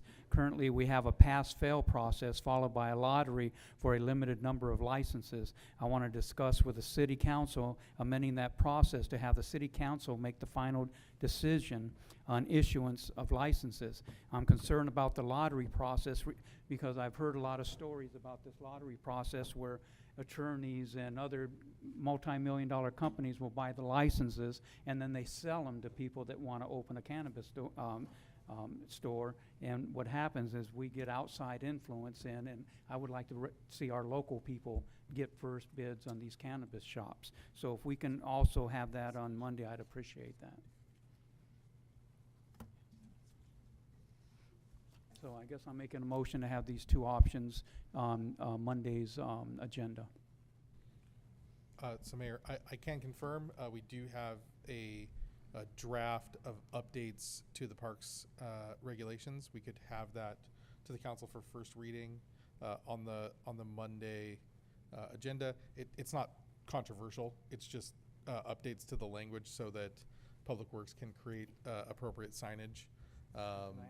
For by doing it on the next Monday, it would allow us to get that ordinance in place about a month earlier. So City Attorney's Office, so long as we're not overcrowding the city's council's special meeting, it's not a bad idea. I'm on board with that. The second request, obviously, that's up to the council as well. And Mayor, I have just a clarification. We were planning a start time of 5 p.m. With the addition of 2 additional items, I would request that we could start an hour earlier, probably with the signage issue first, followed by the cannabis issue, followed by the warehouse joint meeting, essentially, with the Planning Commission. That sounds good. Yeah. So you're I'm sorry, starting at 4 o'clock? Suggesting a 4 o'clock, at least for the first 2 items, with the still planned 5 o'clock start for the other. Sounds good to me. Will dinner be served? No, I'm just This kidding. is my life. So Councilmember Males made a motion for that. Is that correct then? Do we need a second to add those two then? So there's 3 ways something gets on the agenda in the city. The city manager places it there. You place it there, Madam Mayor, or a majority of the council can place it there. So if you would like to order those 2 items placed on the agenda, you could do so, or you could get a motion from the council. I will request them to be on the agenda. Thank you. We are going to pass on our committee reports. City Manager, do you have something that's important that you want the public to know? No? Chick-fil-A is selling chicken sandwiches soon.